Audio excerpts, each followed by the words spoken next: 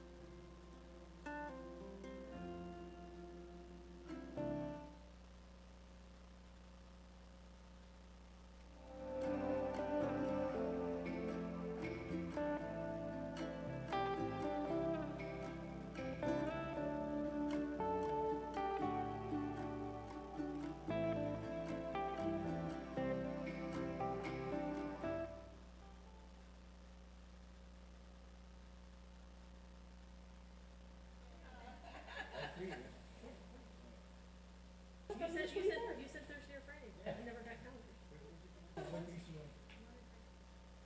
I could do either day. I know we both chimed in on it. Oh, but we you never tell came- me. Oh, I would've done it. Last I checked, somebody set the agenda and it wasn't me. I didn't get it confirmed, so. Okay, I said, last I checked, somebody set the agenda and it wasn't me. Okay, all right. I didn't set the agenda. No. City manager.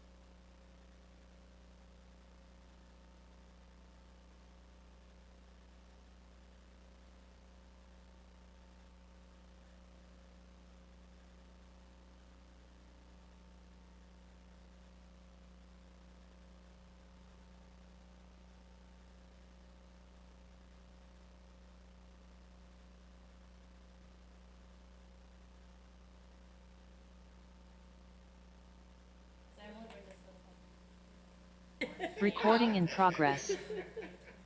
I gotta give me a new one.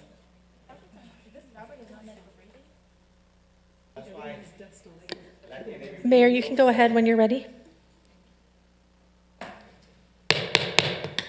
Madam Clerk, please start the meeting. Yes, Mayor, we're live.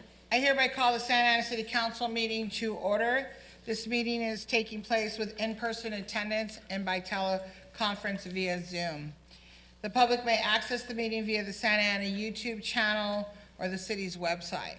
Please bear with us as the technology may disrupt the flow of the meeting. Madam Clerk, please conduct the roll call. Councilmember Becerra. Councilmember Hernandez. Councilmember Lopez. Here. Councilmember Peñalosa. Councilmember Vasquez. Present. Mayor Pro Tem Fan. Here. Mayor Mesqua. Present. You have 4 present. That is a quorum. Thank you so much. Madam Clerk, are there any additions or deletions to the closed session agenda? There are none. Thank you. Do any council members need to announce their abstentions on closed session items? Hearing none. Madam Clerk, do we have any speakers for closed session? Mayor and City Council, there are no speakers in the chamber or on Zoom, and we did not receive any e-comments related to the closed session agenda. Thank you. We will now recess this portion of the meeting to consider the items listed in closed session. Recording stopped.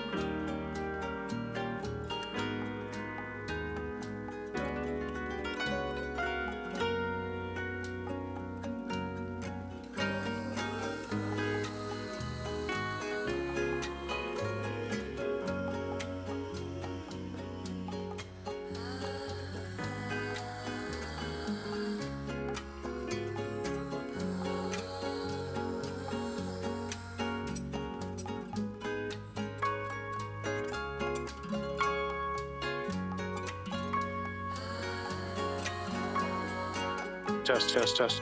Yeah, Test, test, test, test.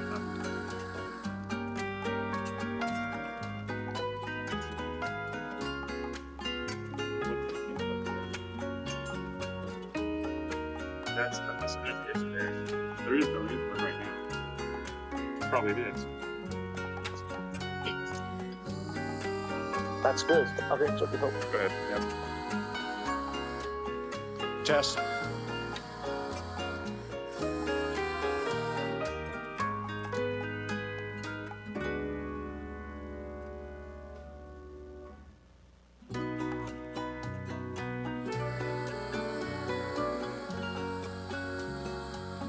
Here, we'll Okay. just. Test, 1, 2, 3, yeah.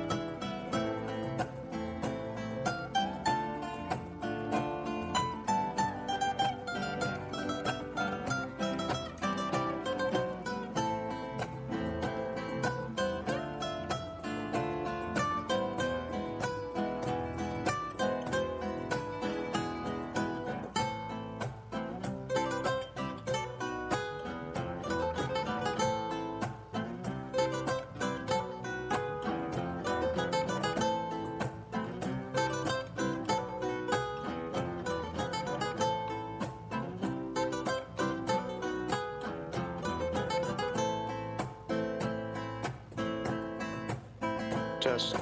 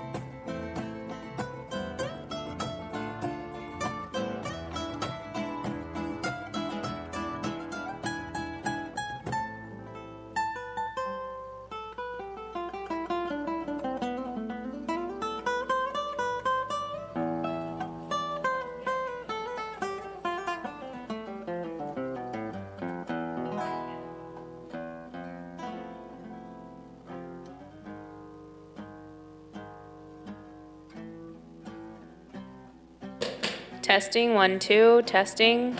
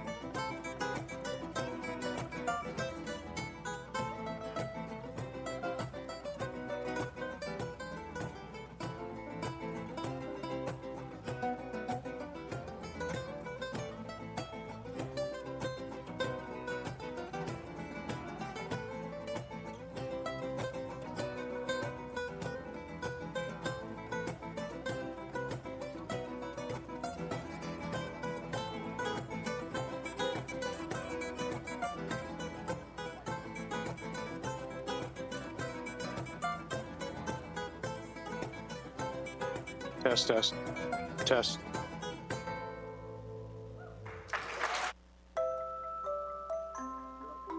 Test, test.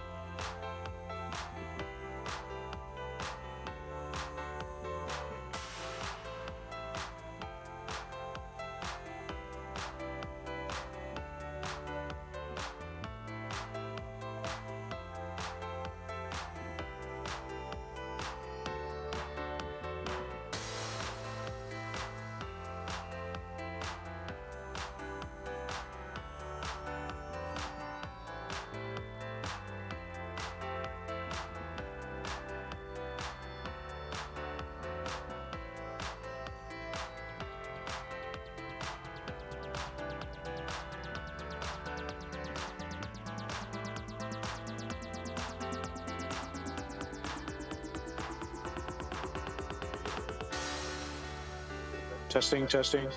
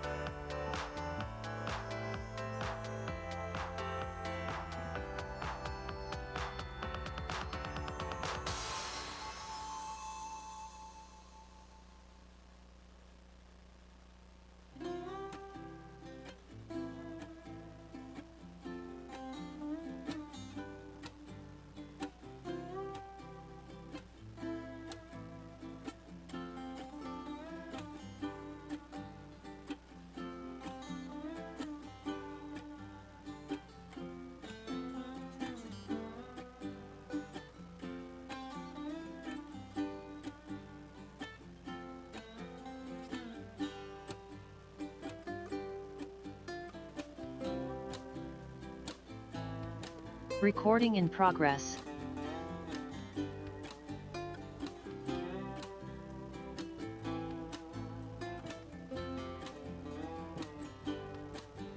Yes, 1 minute, Mayor.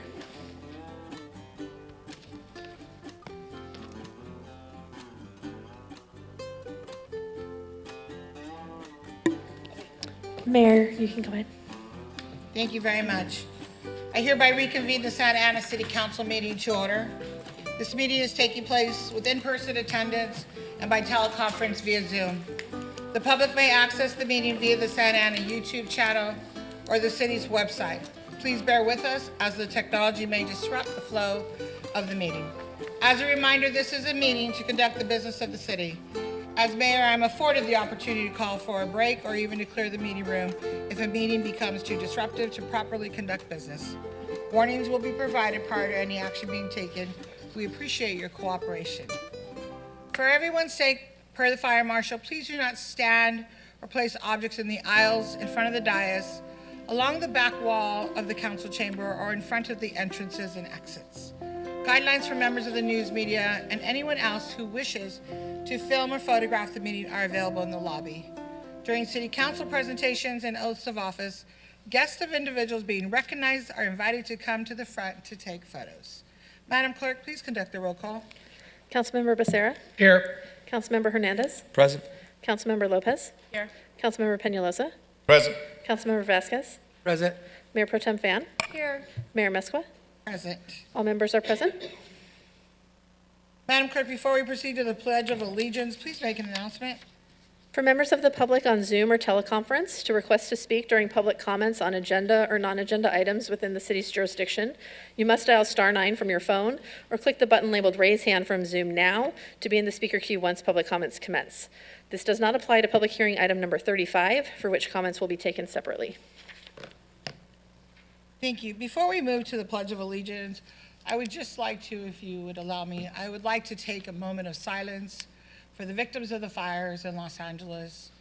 I want to thank the first responders, and we have a lot of people in LA who are going through a heavy, heavy time, and I know, Chaplain, you're probably going to pray about that as well. But I just want to take a moment of silence so our thoughts and our prayers are with them. Please.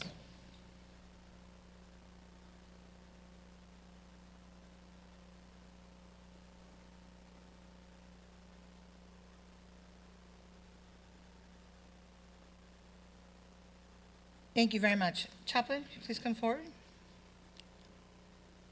Oh, I'm sorry, we're going to do the Pledge of Allegiance. I apologize. I'm a little out of order here. Let me call up Jasmine Kiars, please, to lead us in the Pledge of Allegiance.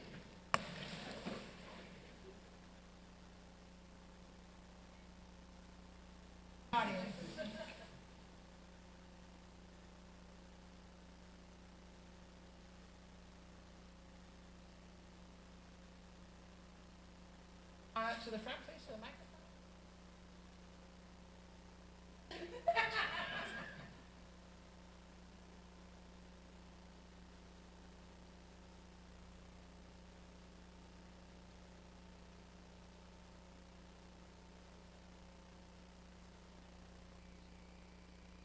Good evening, everyone. Pledge of allegiance to the flag of the United States of America, to the republic for which it stands, one nation, under God, indivisible, liberty and justice for all.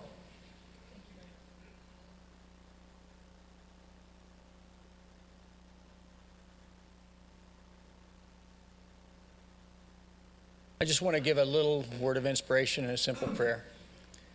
In light of what you said, Mayor, about all the trauma that's been going on in Southern California, none of this is new to us. We've seen a lot of trauma in our lives. All of us have. And sometimes we wonder how we get through it. When I was driving here, I had a quote come to my mind that I heard yesterday on Martin Luther King Jr. Day. And that quote was simply this: love is the most powerful force in the universe. But that reference isn't referring to the feelings of love. In fact, next month we'll be talking about love on Valentine's Day, but this is a different type of love. This kind of love is an action. That's why when Paul wrote to a young church going through horrible times, He wrote an entire chapter on love. It's called the Love Chapter. So many weddings have it read. It says love is patient, love is kind, love is not arrogant, boastful, or rude. And it lists 16 attributes, and not one of them is a feeling. It's something we do, but when we do them, the byproduct of it are the feelings. We talked about first responders. We think of our own here. We think of our men and women in law enforcement, our fire authority, people working in the hospitals, even our teachers. If they have this kind of love, it makes a powerful difference because it's an action. Almost all of our first responders live by this phrase: greater love has no one than this, than he laid down his life for his friends. That's an action. You know, we don't have to be in law enforcement or a fireman or a military service, man or woman. We can all be first responders in this one thing, this kind of love. And I pray in the next moments that our whole city will be overwhelmed with this kind of love. It has so many times. We got great people. Some are going to be honored tonight. What a privilege. So, Father, I thank you for the people gathered here, our servants that are here, city council, our mayor, our chief, all of the people, Lord, that represent you in so many ways, but we can do it all by just being people of love, doing the things that make a difference, allowing ourselves to be strategic and significant. And in this day and age of great hurt, that we can do things to help the people that have been so hurt, felt so much loss. We can do it every day, Lord. I ask that blessing to be upon us, that anointing to be upon this city. Thank you for the people here. In the name of the Lord, amen.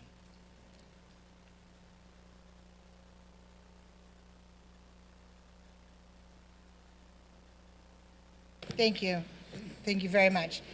Madam Clerk, are there any additions or deletions to the city council agenda? No, there are not. All right, I was just going to put a cough drop, but the first presentation is mine. I would like to welcome the Downtown Santa Ana Feel Good Events Board.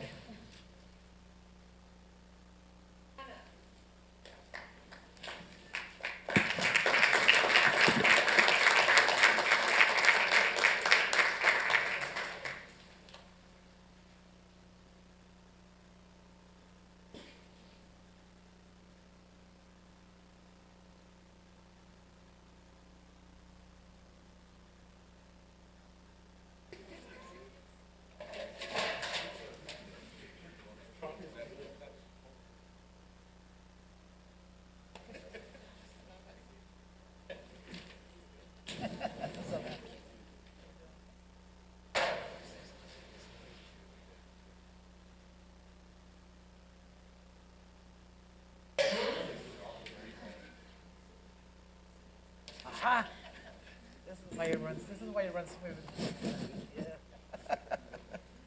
Come on down. Got to stand together like y'all like each other. The name says feel good, so get close. I like the name. Today it's an honor to be here to recognize the outstanding contributions of the Downtown Santa Ana Feel Good Events Board members who made the city's 5th annual Tamale Festival possible. So thank you, thank you. Let's give a round of applause.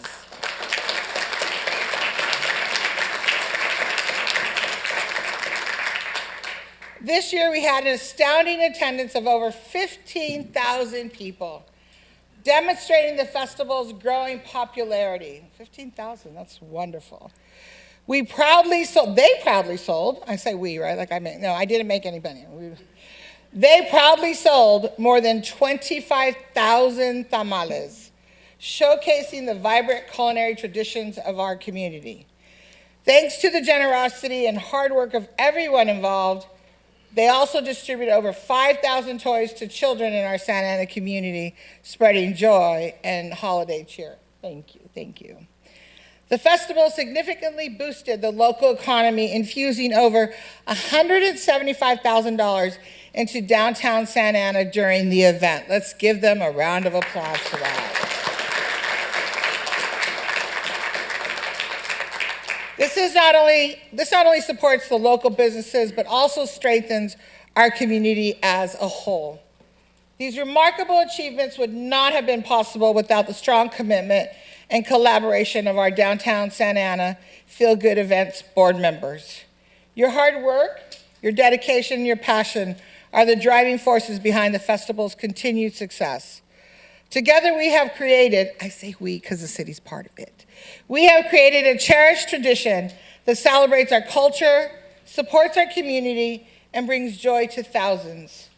Thank you all for your invaluable contributions for making the 5th annual Tamale Festival a resounding success. So I have to just say that I've done my holiday toy drive the last two years with all of you, and it's small compared to the work that you're doing. But I just have to say that the very first Tamale Festival I went to, before I was the mayor, I was like, this is great, Eddie, who thought of this? And of course he gave, all of the kudos to all of you working together. And I just have to say, for all of us that go down there during the event and the families that are there, thank you for bringing our community together. Thank you for shining light on downtown Santa Ana. We need to shine the light on downtown. And so thank you for all of your work that you do, especially during the holidays. Our families go and get their toys. Some of the kids, that may be the only place they get their toys. And so we really appreciate all of your hard work. And so we're going to recognize all of you today, but I think one of you is going to come up and speak. I'm looking at Eddie, or who's going to do this? You're all Eddie? Everybody's pointing at Eddie. Yeah, thank you so much, Mayor. Thank you so much. You're welcome. Here, right here. I wasn't prepared for this, but I'll still. Wow. Get out of your way. No, you're fine. Good evening, Santa Ana Mayor Valerie Mesqua and fellow council members. First and foremost, I want to thank Mayor Mesqua for recognizing DTSA Feel Good events this evening. We're a nonprofit comprised of Santa Ana business owners and community leaders. We host such events such as Tamale Festival here in downtown Santa Ana, Pozolada, and also Sabor Santa Ana. These events allow us to share our unique culture and our delicious gastronomy. Again, my name's Eddie Q. This wouldn't be possible without these individuals behind me. I feel so fortunate to work with such a great group that from day one in 2019, believed in a little dream, right? This all started in 2019. We had a small conversation with Chivita's restaurant owner, and she said, I'm hurting. I don't know how I'm gonna afford the rent the next couple of months, and I'm already behind. So I went back to my office, sat there, and I thought about, why don't we have a Tamale Festival? So in 5 weeks, we hosted our first Tamale Festival in 2019, well over 2,000 people in attendance, and we sold over 2,500 tamales. I think by 6:30, we were celebrating already because we had sold out. So it takes a village, I understand. That's why I have, to my right, I have Denise Reynoso, who's also a teacher at Pio Pico for 5th graders. Woohoo! Yeah, we have everyone here, right?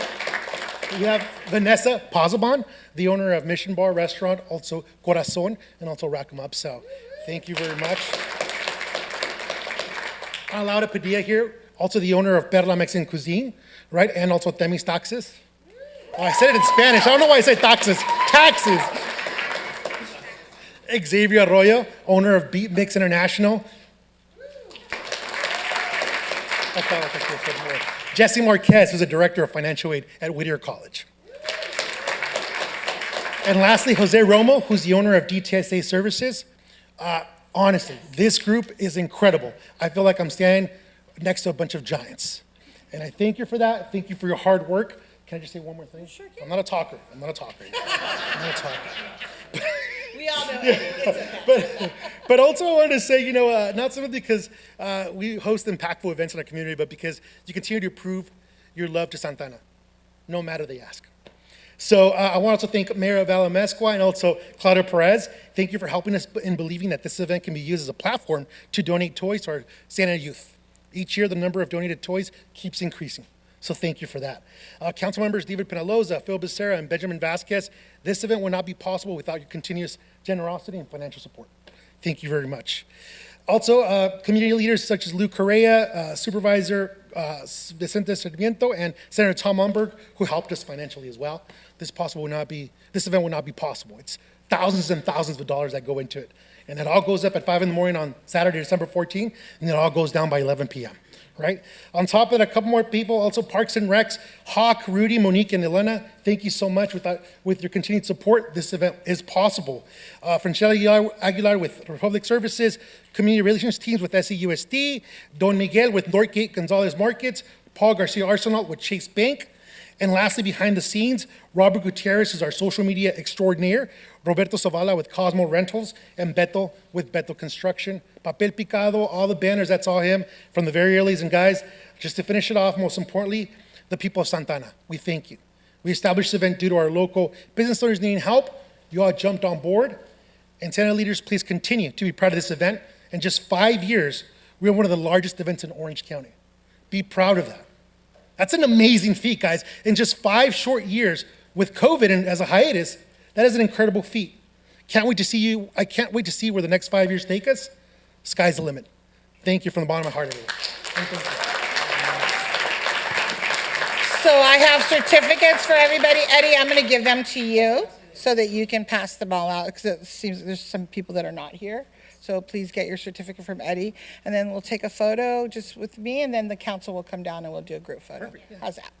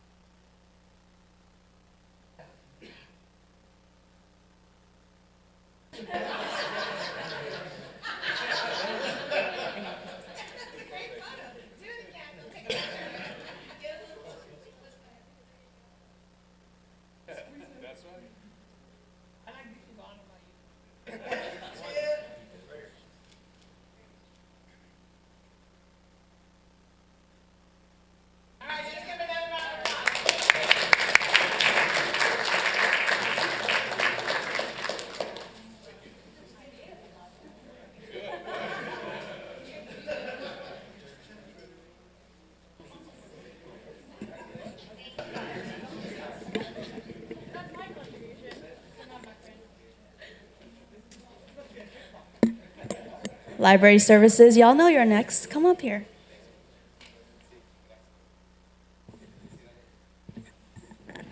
Come on down. I can say it in Vietnamese too. Oh, you're all dressed up.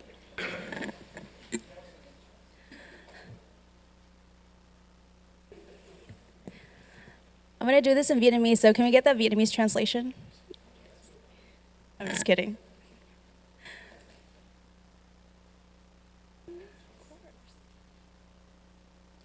Hi everyone, hello. No tamales today for me, but something even more fun coming up.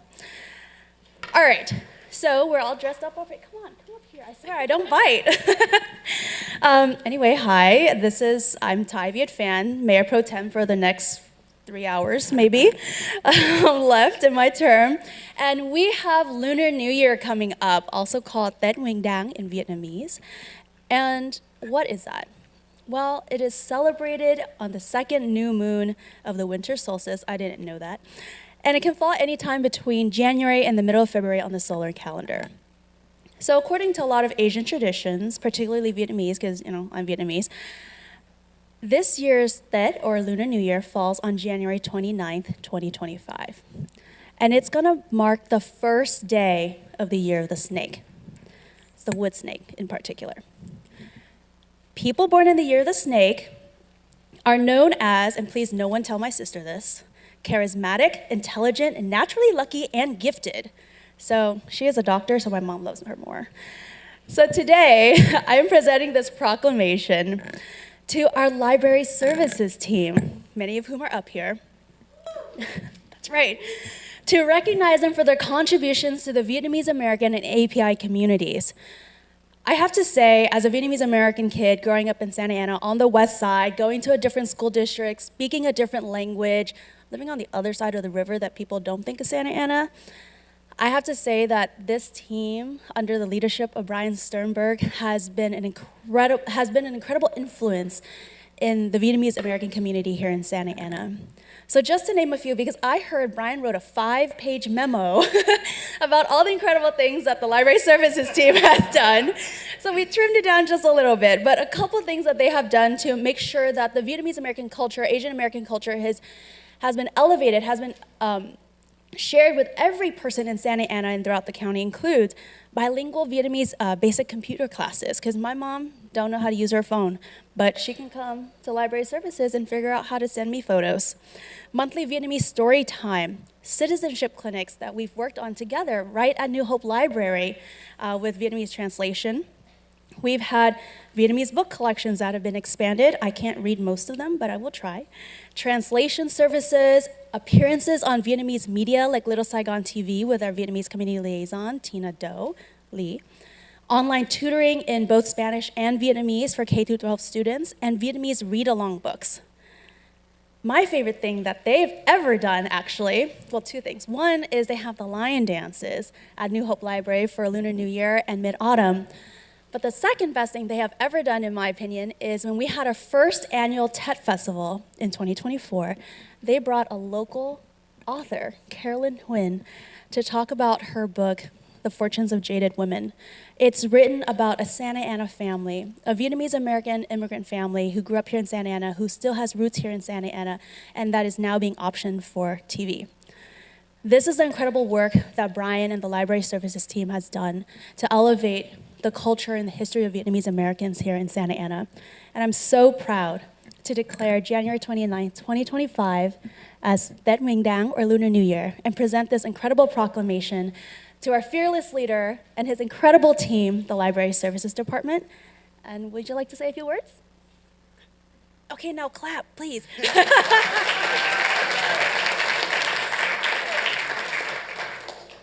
messed it up. Okay, there you go. Oh no, then we gotta fix it. Okay, all right, I go.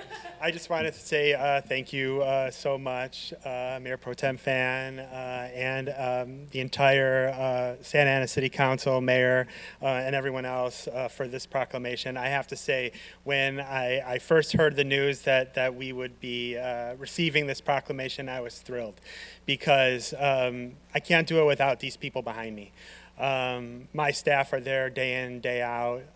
They get it done when I ask them to. They do the programs every day at the New Hope Library, on our bookmobile, at our main library, which is under renovation right now. It's going to be beautiful, opening in early 26.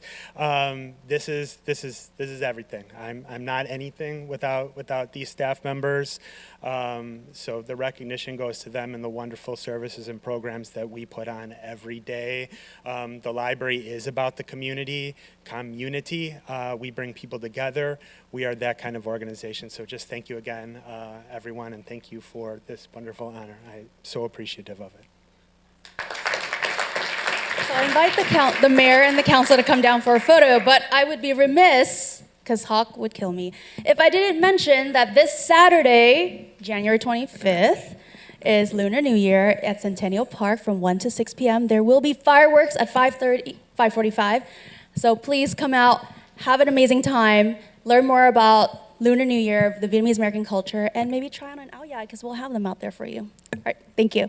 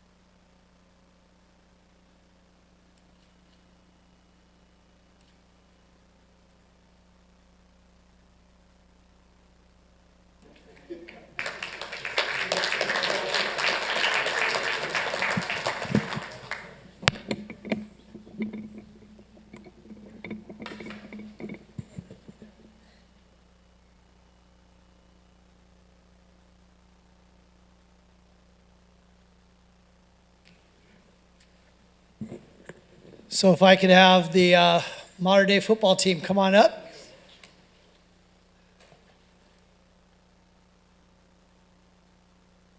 I would tell you to give them applause, but let's wait because I got some big things to talk about before we do that.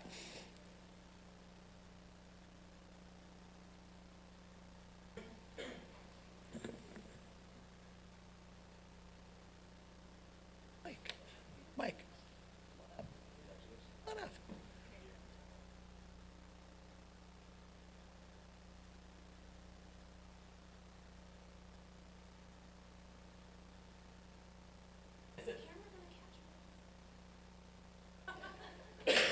Catch anything, you guys are so tall. So tonight, I have the honor of recognizing an outstanding achievement that has brought immense pride to our city. Now, only one city can say that they have the #1 high school football team in the entire nation, and that city is Santa Ana, and that team is Modern Day High School.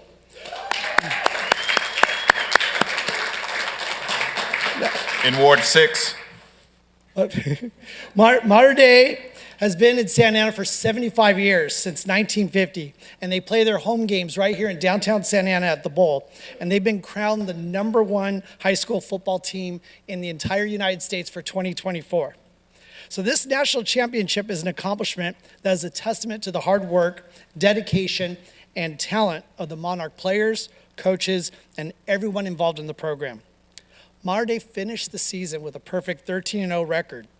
The Monarchs' impressive 31-15 win over Bishop Gorman. And I was hoping Eddie would stick around so I could talk about the 59-14 rout of St. John Bosco, along with the 11 other victories against nationally ranked teams. That included their win against De La Salle of Concord for the CIF State Championship and solidified their position as the top team in the nation. So not only did the Monarchs emerge as national champions, but they also showcased a true spirit of sportsmanship and teamwork.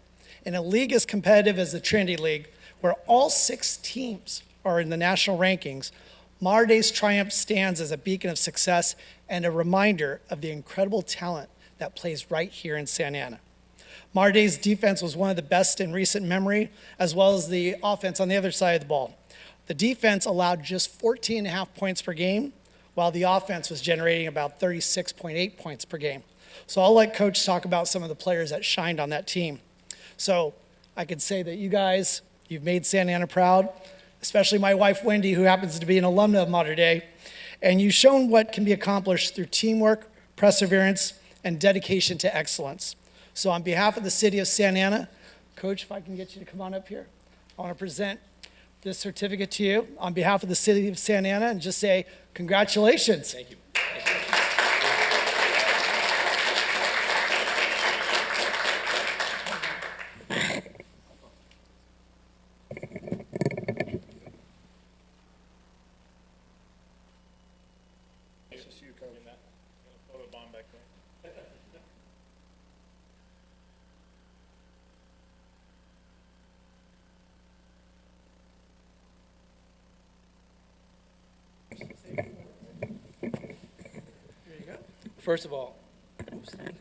First of all, thank you so much, Phil. I really appreciate this. Our players appreciate this. Our coaching staff appreciate it. And so I'm going to introduce everybody that's up here. First person is Mike Brennan. He's our president of the school. These are our 2 players that we brought. The first one played center for us. His name is Joseph, better known as Jojo Genova. The next person, obviously, is a player. Lucas Campiza, played middle linebacker for us. On this side, I have coaches, offensive line coach, Richard Torres. Offensive line coach and assistant head coach, Khalid Holmes. And this one, the players really loved this coach because he was our disciplinary coach. So Aaron Adji, Adji, yeah. Look, I want to say something. I coached for 33 years. This year was my first year at Modern Day. Obviously, I inherited a very talented group. Not only that, I inherited a very good staff. probably one of the best I ever had. I heard Phil talk about all the accolades that we had: national championship, Trinity League championship, CIF championship, and state championships. There's no doubt that they accomplished tremendously a lot of things. But the thing that I really liked the most about what I experienced last year is the kids and the coaches, just very good citizen, good people. And it's neat. You know, Santa Ana does have something unique here, and especially that modern day school. Many years ago, I played at Long Beach Poly, and I coached at Long Beach Poly. And we used to battle modern day all the time. In fact, if it wasn't for modern day, Poly wouldn't be running them years and being dominant. They made us dominant because we wanted to be at their level. And now I'm part of this, and I feel like I did a complete circle, and it's pretty neat seeing this. And I'm telling you right now, Santa Ana, if you haven't been to a game at the Santa Ana Bowl and watch us play, you need to go because it's pretty exciting. Like I said, I've been doing this for 33 years. I coached in championship games at the Coliseum, Anaheim Stadium. Back then it was the Stub Hut and all that, but there's nothing like the Santa Ana Bowl, so you need to come by. And again, thank you so much for presenting this to us. All right, thank you.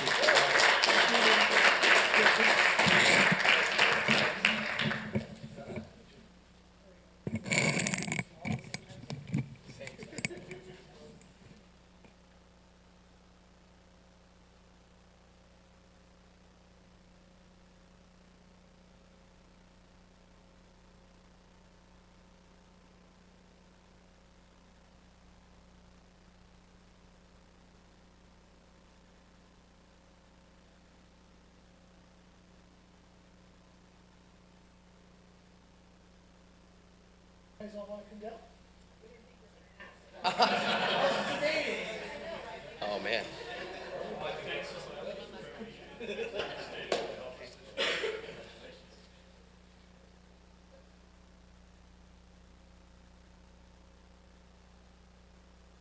I'll feel comfortable standing in front of the boys. We'll still see them. Right. Yeah.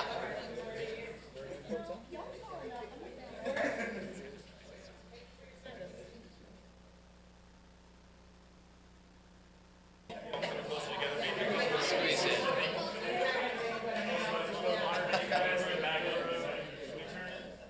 Yeah. Sorority. A little. Arms. Yeah. There we go.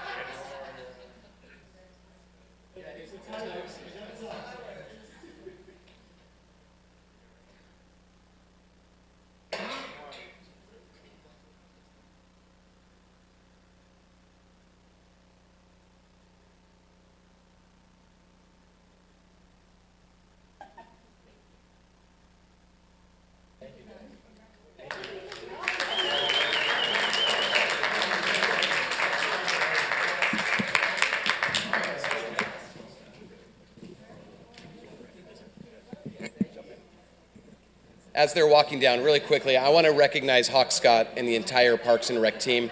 Incredible job keeping us safe, and the entire police staff. Thank you for keeping us safe every single game. It's a beautiful place, like we said, to spend time down there at the bowl.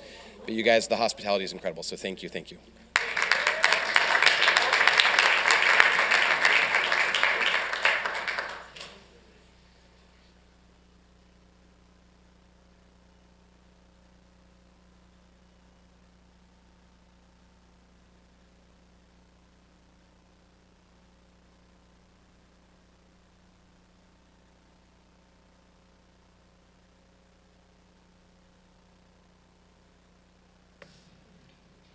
Next, we have Councilmember Lopez, please.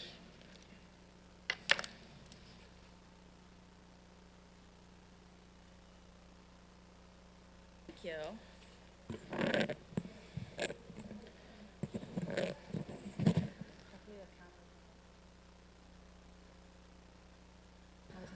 Hi,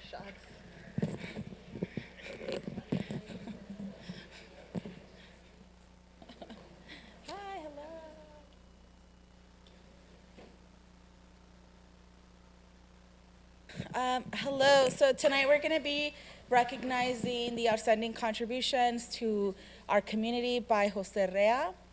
And so for me, it really is both an honor and a privilege to be here today to recognize such a truly remarkable community member. And not just for who he is and for his values, but really for the work that he's done in our community. And so on behalf of the City of Santa Ana, I am proud to present the certificate of recognition to Jose Rea for his work with Green MPNA and his exceptional contributions to the betterment of his immediate neighborhood, the Madison Park neighborhood, and our city as a whole. And so the work that Jose and many people like Jose that are affiliated, involved, or work directly with Green NPNA and other organizations that they do, they've been involved in empowering residents, fostering community engagement, and creating a more vibrant, sustainable, and connected neighborhood, which is something that I believe we can all take pride in.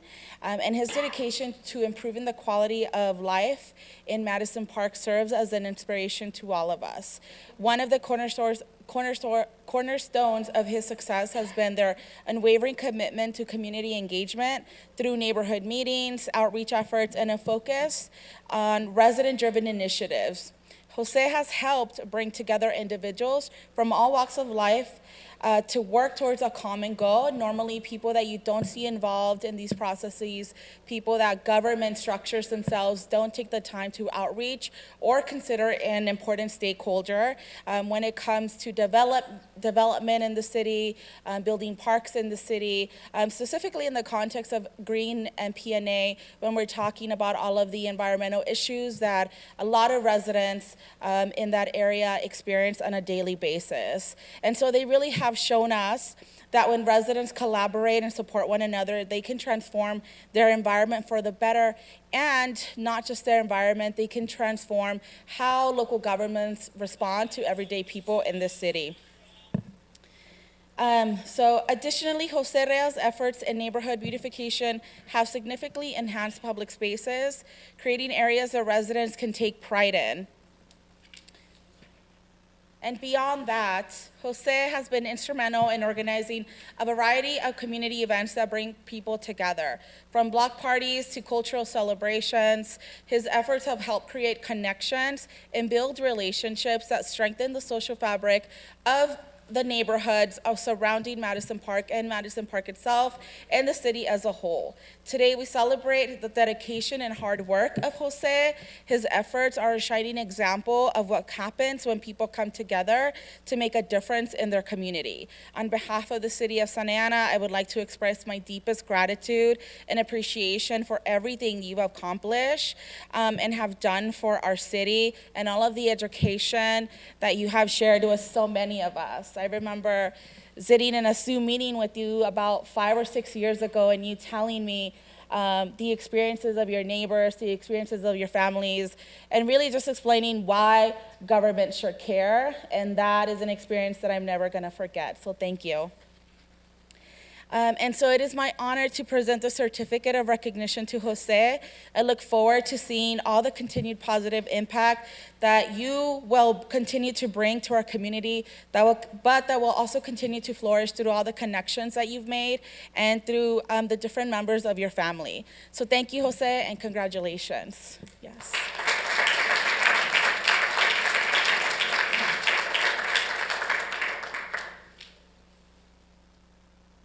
Just a few words.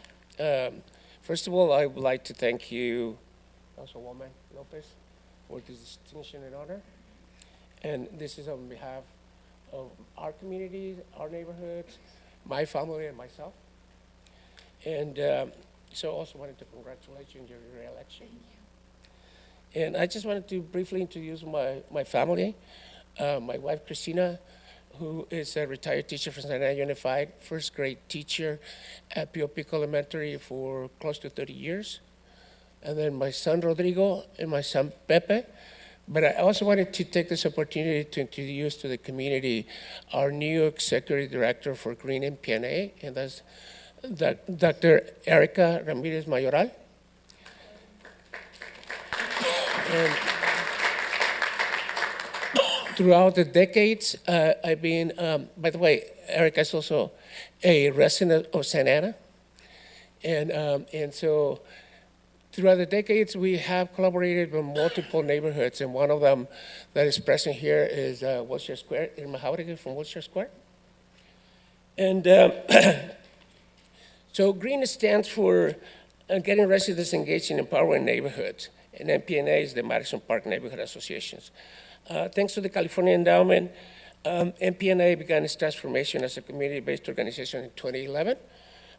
33 residents from Cornerstone Village, Cedar Evergreen, and MPNA participated in a leadership training. They outlined the changes needed to improve our community. For the last 13 years, Green MPNA has been documenting and implementing those changes.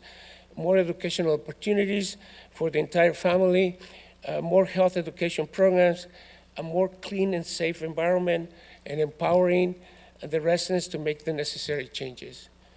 Our community advisory board is formed by 50% partners and 50% plus one residents of Santa Ana. All of our paid staff members also come from our community, and they speak both English and Spanish, including paid high school interns.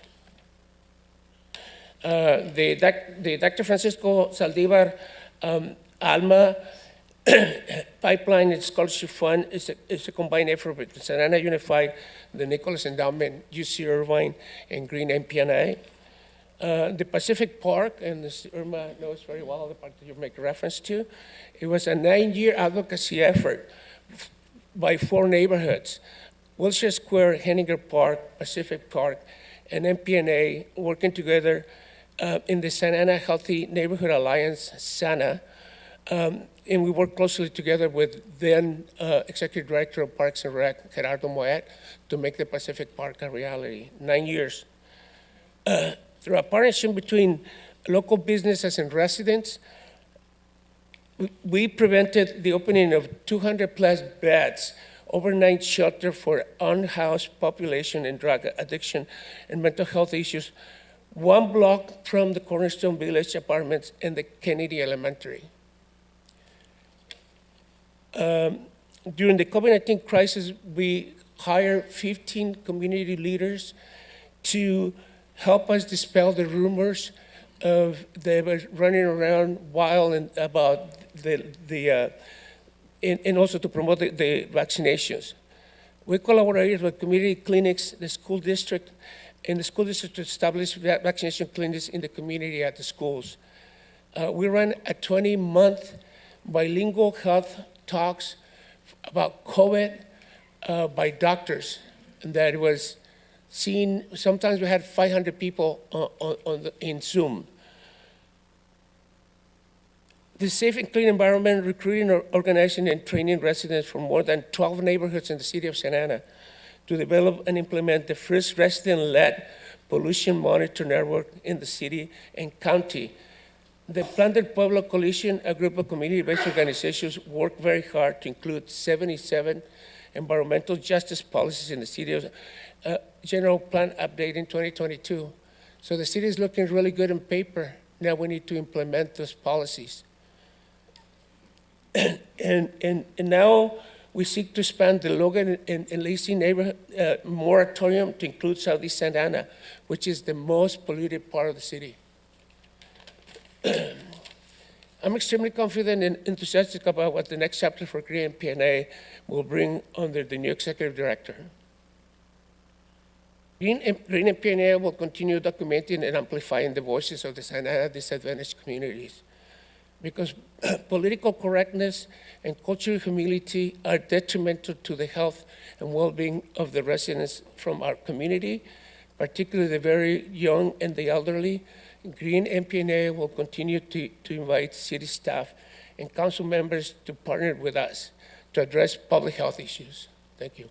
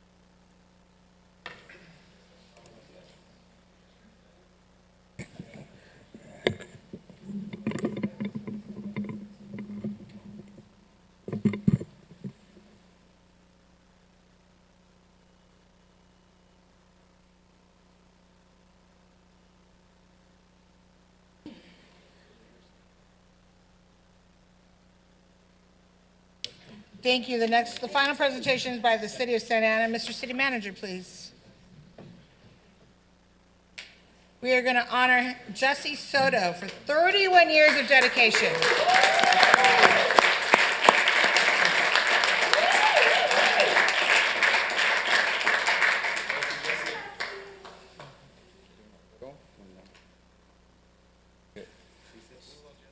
So,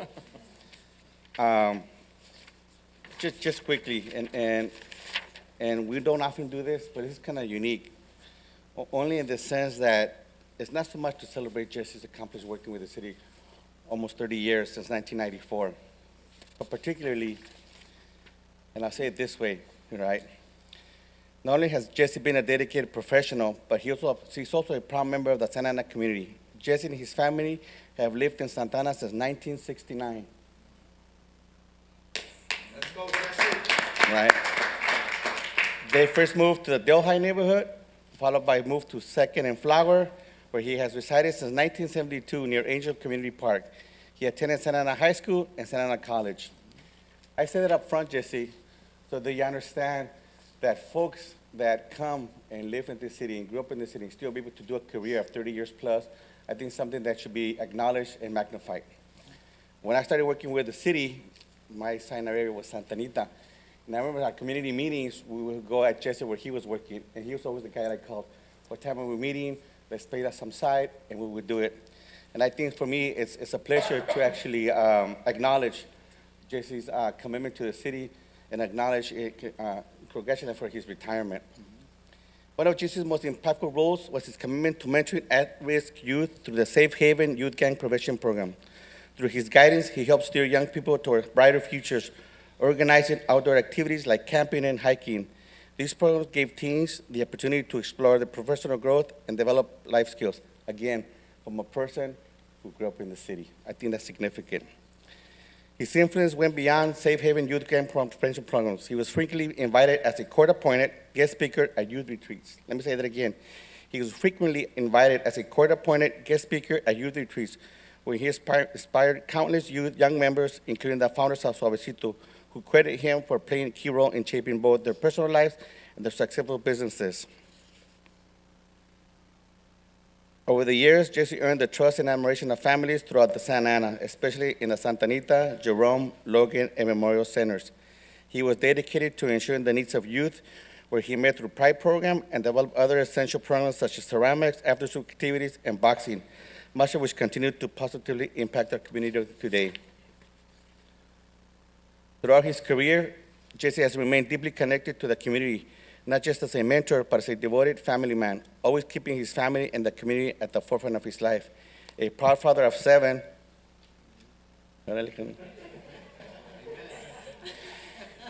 his family has benefited from the programs he helped implement and support. As Jesse approaches his well-deserved retirement after 31 years of service to the city of Santa Ana, we celebrate his contributions and the countless lives he has touched throughout his career. After retirement, he will be returning to serving at-risk youth with local nonprofits. There you go, always working. Jesse, your dedication and passion for serving the youth and families of Santa Ana will never be forgotten. Your legacy lives on in the community you built and the future you helped shape. On behalf of all of us, we thank you, Jesse, for your exceptional service, your heart for the community, and the difference you have made in so many lives. We wish you the very best in your retirement, and we know that your legacy will continue to inspire for generations to come. Thank you and congratulations.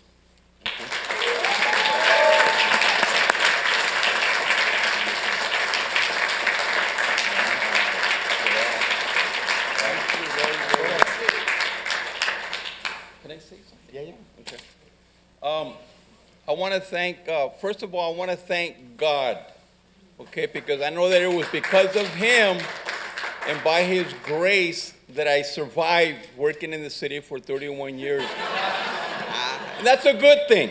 That's a good thing. I've seen many executive directors come and go. I've seen the ups and downs. But you know what? I grew up in Santa Ana, and I love the city of Santa Ana. Santa Ana is a beautiful, beautiful city. Thank you.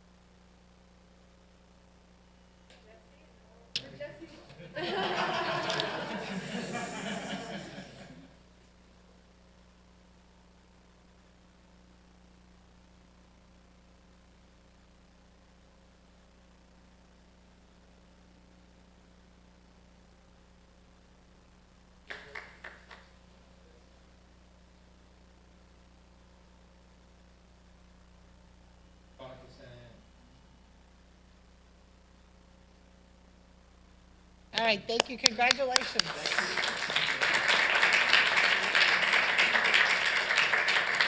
Thank you, Mr. City Manager. We appreciate that very much. Madam City Attorney, do you have anything to report out of closed session? Mayor, members of the council, members of the public, we do not have any reportable action this evening.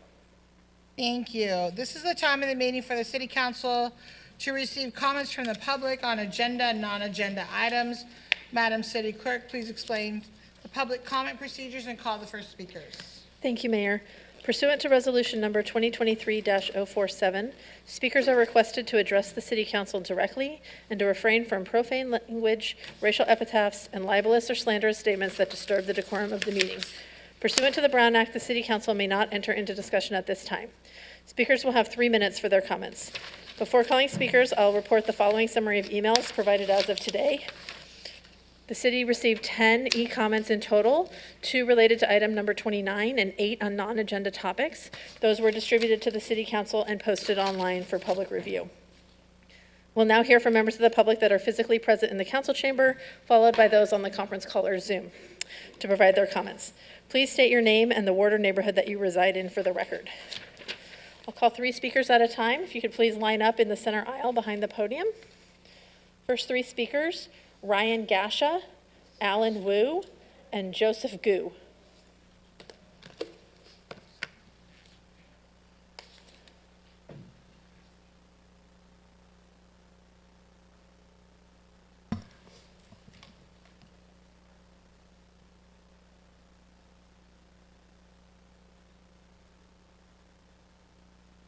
Thank you.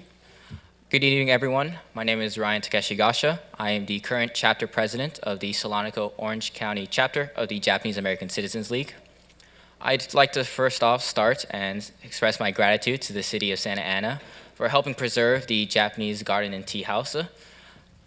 I would also like to note that this preservation would not be possible without Mayor Valeria Muesca, Mayor Pro Tem Tai Fan, Ward 5 Council Member Jonathan Ryan Hernandez, and council members Benjamin Vasquez, Jesse Lopez, Phil Bacetta, and David Penaloza. In addition, today's resolution was developed with the collaboration of City of Santa Ana Public Works Director Nabil Saba, Deputy Director and City Engineer Rudy Rosa, and Melissa Barella of the Santa Ana Public Works Agency, with Mr. Brandon Salvatierra of the City Attorney's Office working alongside our chapter representatives Kenneth Inoue and Patty Hirahara. To have the Japanese Garden and Tea House become a part of the city of Santa Ana is a momentous occasion for the Japanese American community here in Orange County, as well as the Japanese pioneers who helped build the community in Santa Ana. For those who are not aware, the Japanese Garden and Tea House was built as a gift and also a symbol of friendship and gratitude to thank the people of Orange County for allowing Japanese Americans to resettle in the area after their unjust incarceration during the Second World War. The Solonico Orange County chapter of the JCL would be honored to take on the responsibility as the Japanese Gardens custodian and community advisor, and will work diligently with the city to ensure its survival for its upcoming 100th year anniversary on November 15th, 2070. Unfortunately, many people are unaware of the Japanese Garden Tea House's existence, but we hope with this new partnership between Solonico Orange County and the city that more people will be made aware of this historic site. With Santa Ana being such a diverse community and one with such a rich cultural history, this new diamond that was created 55 years ago will shine brightly in the city and highlight the Japanese American community art in its rich multicultural heritage. We therefore hope that when item 29 comes before the City Council tonight, that the City Council supports the resolution and votes yes. Thank you.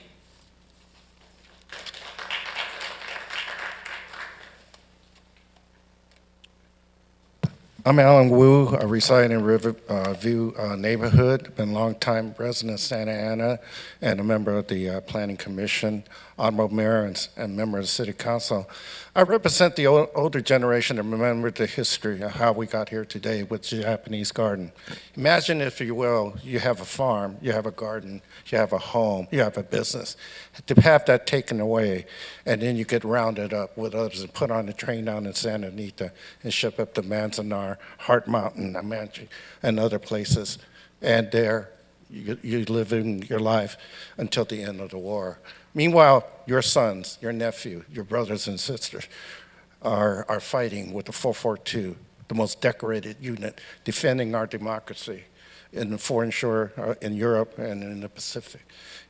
And you come home and you see your family still locked up in camps. And as you, after the war is over, you start walking across California back home, and there's signs, Jap, go home, keep going, keep going. And you finally come back to Orange County, to Santa Ana. You're so grateful to be welcomed back. You decide to build a garden to represent being welcomed back and being appreciated as human beings, as part of the community. So you put an oak tree, one of the oldest and biggest one that you have, and that roots of that tree has grown and spread throughout that garden. And all the Japanese community want is some assurance and be part of any future discussion. That's why older folks like me are not going to be here. But this young folks, this younger generation with the JCL, and I am a member too. I joined them because I was asked to. And as I joined their group, I realized how the issues that they fought with that internment and that rounding up is facing us today. And that's a reminder that our democracy is fragile unless we can stand up. And there are symbols of our liberty and our justice and our belonging that a place is ours too. We built this nation, we got to be a part of it, and our history is important to it. So I ask you to look favorably on item number 29. If Santa Ana is a community for all people, we need a place. Thank you very much. Next three speakers, Joseph Gu, Audrey Yamagata-Noji, and Lupe Lopez.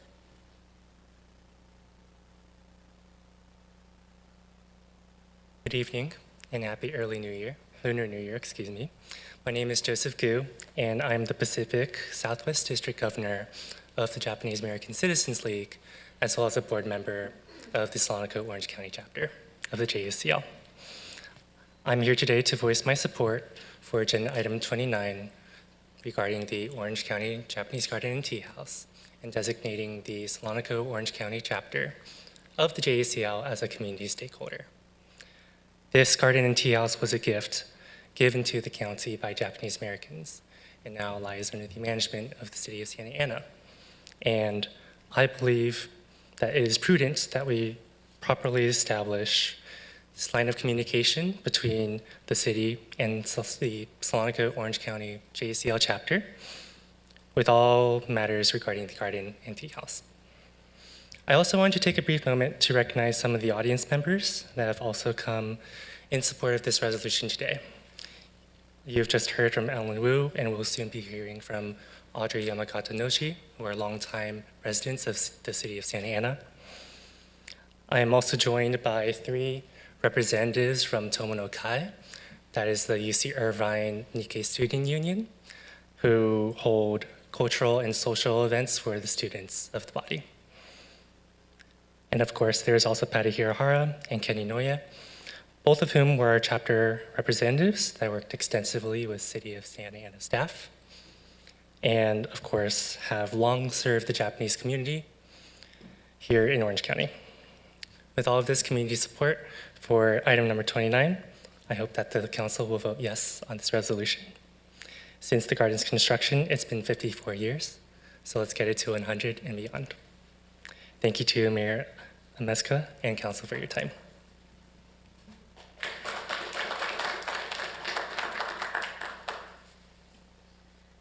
Good evening, Mayor, members of the City Council, City Manager. I'm just proud of the City of Santa Ana for wanting to work with the community to keep the Japanese garden alive.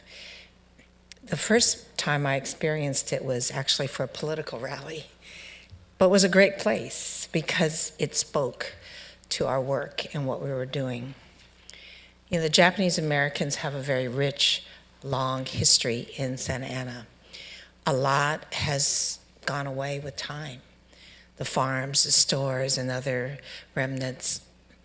But this is a way to keep history alive and to recognize the cultural contributions and political contributions of the Japanese American community. So being able to work together with the community is excellent. As a longtime member of the city of Santa Ana, it gives me a great deal of pride to know this resides in Santa Ana and that this council and the mayor is fully supportive of this, because we're so diverse in Santa Ana. But sometimes we get swallowed up and smaller numbers disappear from the radar. So this will keep it alive, but also, as Alan Wu so clearly stated, we'll remember the tragic history as well as the contributions of Japanese Americans for a long time to come. So thank you and urge your support for item 29. Thank you.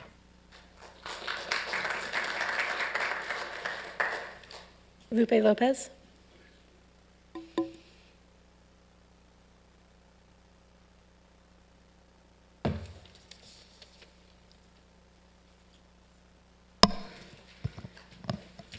Happy New Year to you all. Congratulations on your return of service to our community and our business community. My name is Lupe Lopez, and I'm a leader in the Native American community in Orange County, along with the Chicano community, especially those who carry indigenous heritage. I'm here to speak on an issue that I have needed to publicly come here and speak my truth, and many are supporting my bravery here today. My topic is of the Chicano Heritage Day and Indigenous Peoples Day celebrations. I can recall back in November 27th, 2021, I met Councilmember Hernandez at the Roxy in Hollywood with Commissioner Legaspi. He was on stage providing his vision of Indigenous Peoples Day, big event, and also land back. I was very surprised and excited to see somebody from Santana in Hollywood. I approached Councilmember Hernandez and I said, hey, how can I be involved, you know? And ever since then, I've tried to have a seat, an information table, a voice, and planning by bringing in community grassroots organizations to the Chicano and Indigenous Peoples Day event. I've even tried to outreach to Parks and Recs, you know, emailed and in person, and nothing, just nothing. And in 2023, I come to realize it was just so evident that, you know, under his guidance, Commissioner Legaspi, you know, just kept us shut out. And you know, many organizations have never been able to even have an information table or be a part of the community planning. It was always told, no room. In an article by the Voice of OC on October 25th, 2024, it says that Hernandez has said members of the Black, Chicano, Indigenous communities asked him to sit on meetings with staff about cultural events because of concerns of racism and from staff. Never heard of such a thing. I feel like there's racism against me. I wish the Voice of OC or somebody can interview me about what I've gone through. And many of us feel the racism.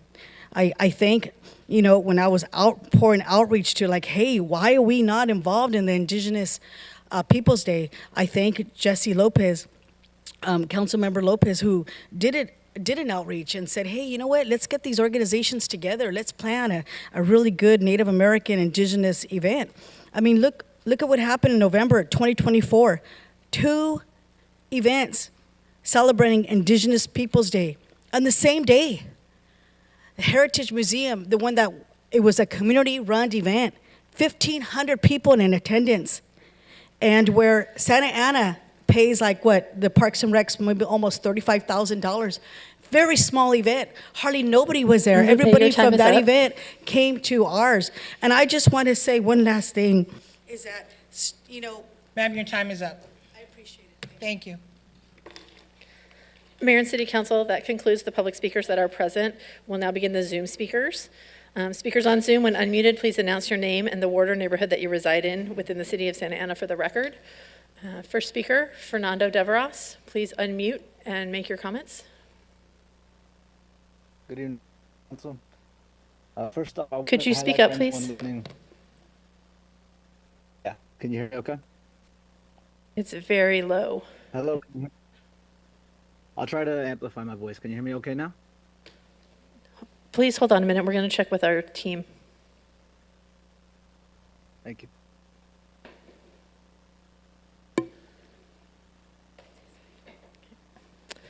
Whatever you could do to speak louder. Otherwise, unfortunately, we'll not be able to hear your comments. Can you hear me now? Yes, that's better. Okay.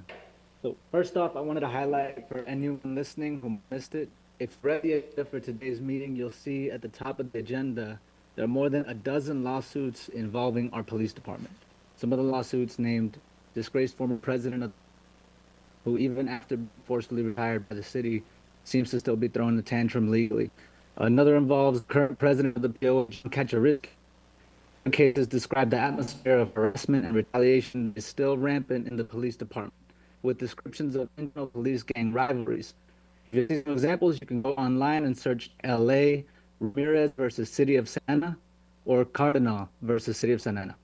And as our city faces the budgetary cliff, these lawsuits are the last we need, and I hope that the residents are paying attention. Second, I wanted to speak a bit to the anxiety and the fear that I've heard from so many families in our community. The incoming administration has declared war, essentially, on undocumented immigrants in our country and has promised to conduct the largest mass deportation in our country's history, and heard from families personally that they are nervous, scared, and don't know what to expect.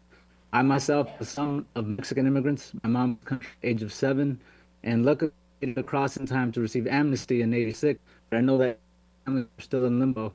And when I hear talk of deportations, I think of my family, I think of and history. Encourage everybody here to research our mass deportations. Mexican.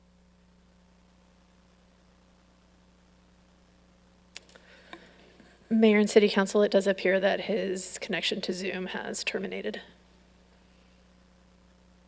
Okay. That does conclude the public speakers. Thank you, Madam City Clerk. Appreciate it. At this time, we're going to go to consent calendar items 6 through 32. Starting with Councilmember Vasquez, are there any items you'd like to pull?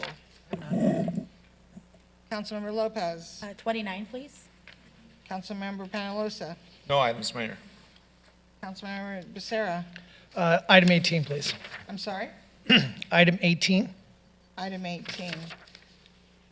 Seeing that there's no other council members in here and I have no items to pull, can I have a motion and a second, please? So moved. I'll second. I'll second by Councilman Penalosa. Let's prepare to vote. Mayor and City Council, unfortunately, I'm having issues bringing up the vote, so if I could do a roll call, please. This is to approve the consent calendar, items number 6 through 32, with the exceptions of item 18 and 29 that are pulled for separate consideration. Councilmember Becerra? Yes. Councilmember Hernandez? Yes. Councilmember Lopez? Yes. Councilmember Vasquez? Yes. Councilmember Penalosa? Yes. Mayor Pro Tem Fan? Yes on everything, but I have to recuse myself from item 13 and item 14 as Illumination Foundation and the Bowery are clients of my employer, Rattan and Tucker. Thank you. Mayor Mesqua? Yes. Vote is 7 ayes, no nays. Motion carries. Madam Clerk, the appointed members, if they're present here, can they come up to take the oath of office, please? Yes, thank you. If we could have Maria Baeza, Edward Marashi, Roberto Herrera, and Gabriel Castillo-Lawton up to the front for their oath of office.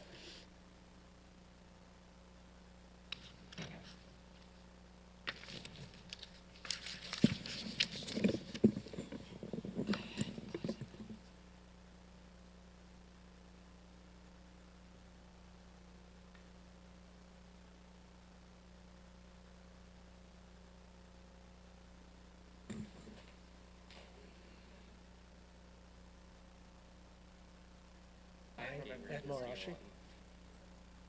I solemnly swear that I will support and defend the Constitution of the United States and the Constitution of the State of California against all enemies, foreign and domestic,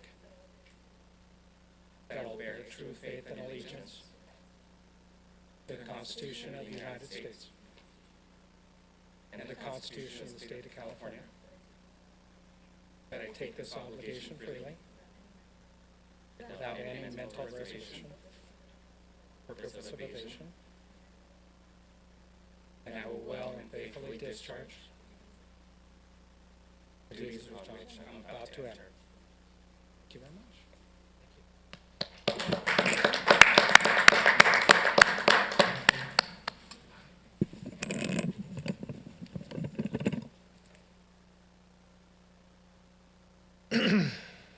Thank you very much, Madam Clerk. The first item pulled is item number 18 by Councilmember Becerra. Thank you, Madam Clerk. Item 18 is in regards to a traffic signal installation at Sagasham Avenue and Rosewood down in Ward 4. Mr. City Manager, if I could have Director Saba come forward. The staff report states that the fifth recommended action on this item is to award a construction contract for construction of the traffic signal installation for a term beginning January 21st, 2025, and ending upon the very finite date of upon project completion. So when will the traffic signal installation be complete? Good evening, Mayor, Mayor Pro Tem, member of the City Council. Louder, please. Thank you for the opportunity. Is it on? Hello? It's the gray not button to go. on. Screen. Can you hear me? There we go. Got it. Okay. Good evening, everyone. We have 60 days for the completion of the project, working days. However, we have experienced delivery issues with the traffic poles themselves. So actual working days is 60 days. However, we anticipate the completion of this project to be in the fall of this year. Oh, great. So it'd be fall this year. Yep. That's great. When I looked at the staff report, for it not to have a completion date, I just feel like there's not a metric to hold the contractor with, and so, is that me? Or is that I'm Nabil? sorry, is that somebody's mic's on? How's Too this? close? How are we doing? All right. Okay. So anyway, so with that being said, I would have expected in the staff report and the contract to have an estimated completion date. So is this typical that we don't have one? And I understand that there's going to be potential issues with procuring materials, but even once you factor those in, couldn't we have come up with a set date or at least some sort of metric so we could say, yes, this contractor met their obligations, or no, they did not? We do have a schedule we require at the beginning of the contract itself. We have a pre-contract meeting with the contractor. At that time, they do provide us with a schedule for the delivery of the project. However, like I mentioned, the material itself and delivery of the materials varies, especially on poles of this nature, the traffic signals. Yeah. So we do allow the contractor a number of days to finish the contract. The project. Well, That's how the contracts are really written. Well, I would say because we're the ones approving it, and I would like to be able to have the assurance. I mean, I have your assurance here from the podium tonight, which I appreciate, but going forward, Mr. City Manager, I'd like these items to actually have an end date so that both the community and the council can hold this accountable. Because I don't know who this particular contractor is. I trust your guys' judgment, but again, it would be good for all of us to understand when this will be completed. So again, I'm looking forward to seeing it completed in the fall, and with that, I'll go ahead and move the item. I'll second I'll your motion. second, but I have a comment, please. Mr. City Manager, do you have a response or anything? I want to say understood, yes. So, Mr. Saba, thank you for coming up. Just to piggyback really quick, so we have a lot of projects in the city, just like this one, and so I want to really emphasize that I agree with Councilman Sarah that I'd like to see some dates as well. We know that they change sometimes, when emergency comes up and whatnot. We hear a lot about the supplies and back orders. With the fires, there's probably going to be some back orders, but it's also holding accountable the people that we contract with, because when we start projects, they tend to go on and go on and go on, and sometimes you have no control over them, but sometimes we do. I know in Morrison Park, we saw the construction started, and then I showed it to the city manager, like everybody vanished for a couple weeks or a couple months. and then they came back, and so I have to explain to the constituents why. And thank you, Cesar Barrera, Mr. Barrera, for sharing with me information. But it's important that we can share that up here as well, so the community can see why. It could be the company we hired. It could be a lot of things. So it's just really important to be transparent and give information. And So Mayor, thank you very if much. I may just bring your attention to Exhibit 4 that's attached to the staff report. That's the actual contract. The actual construction contract does state a term of 60 days. Yes, I saw In it. there, so, okay, Yes, just I want to saw make it. sure. I read it, yeah, thank you. I'm just more concerned about giving, like, dates, or if there's going to be a lag, why? Thank you. If I might just, I'm city attorney, I get that it says 60 days, and I also saw that, but as our executive director just said, it's going to be completed in the fall. I'm not a mathematician, but if I do 60 days out from today, correct. Thank you. All right, I'm sorry, go ahead, Councilman.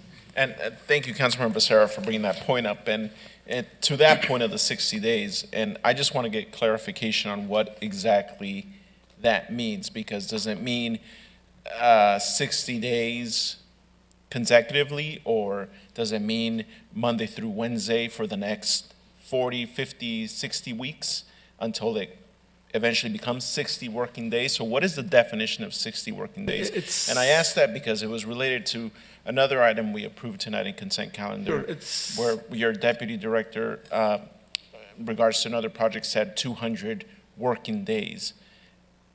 Can you define what the contractor would define as working days?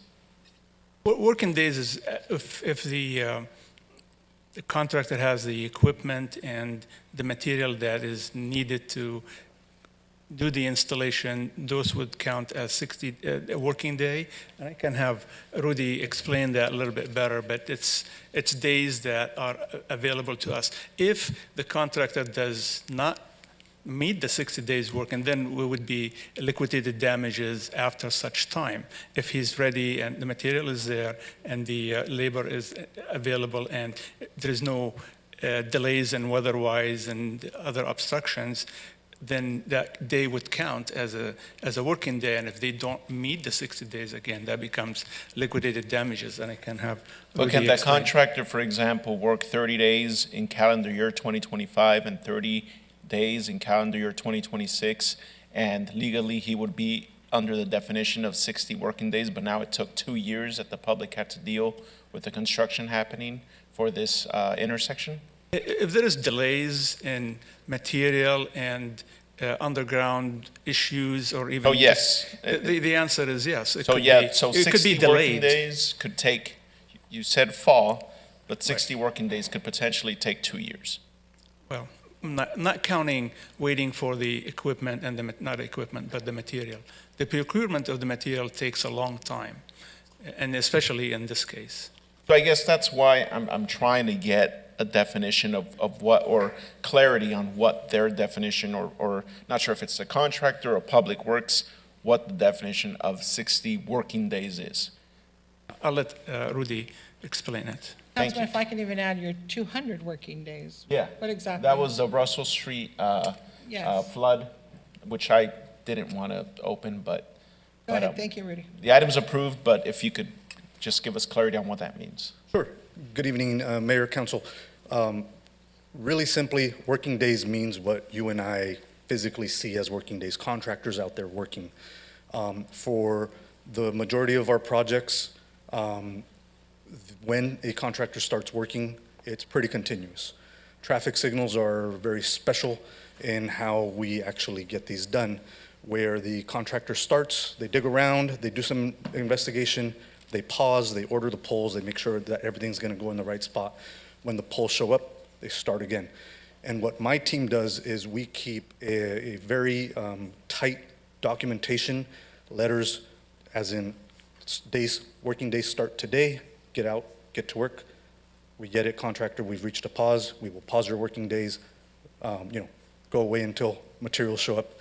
And then once the material shows up, here's your new start, so that we stay within those total 60 working days.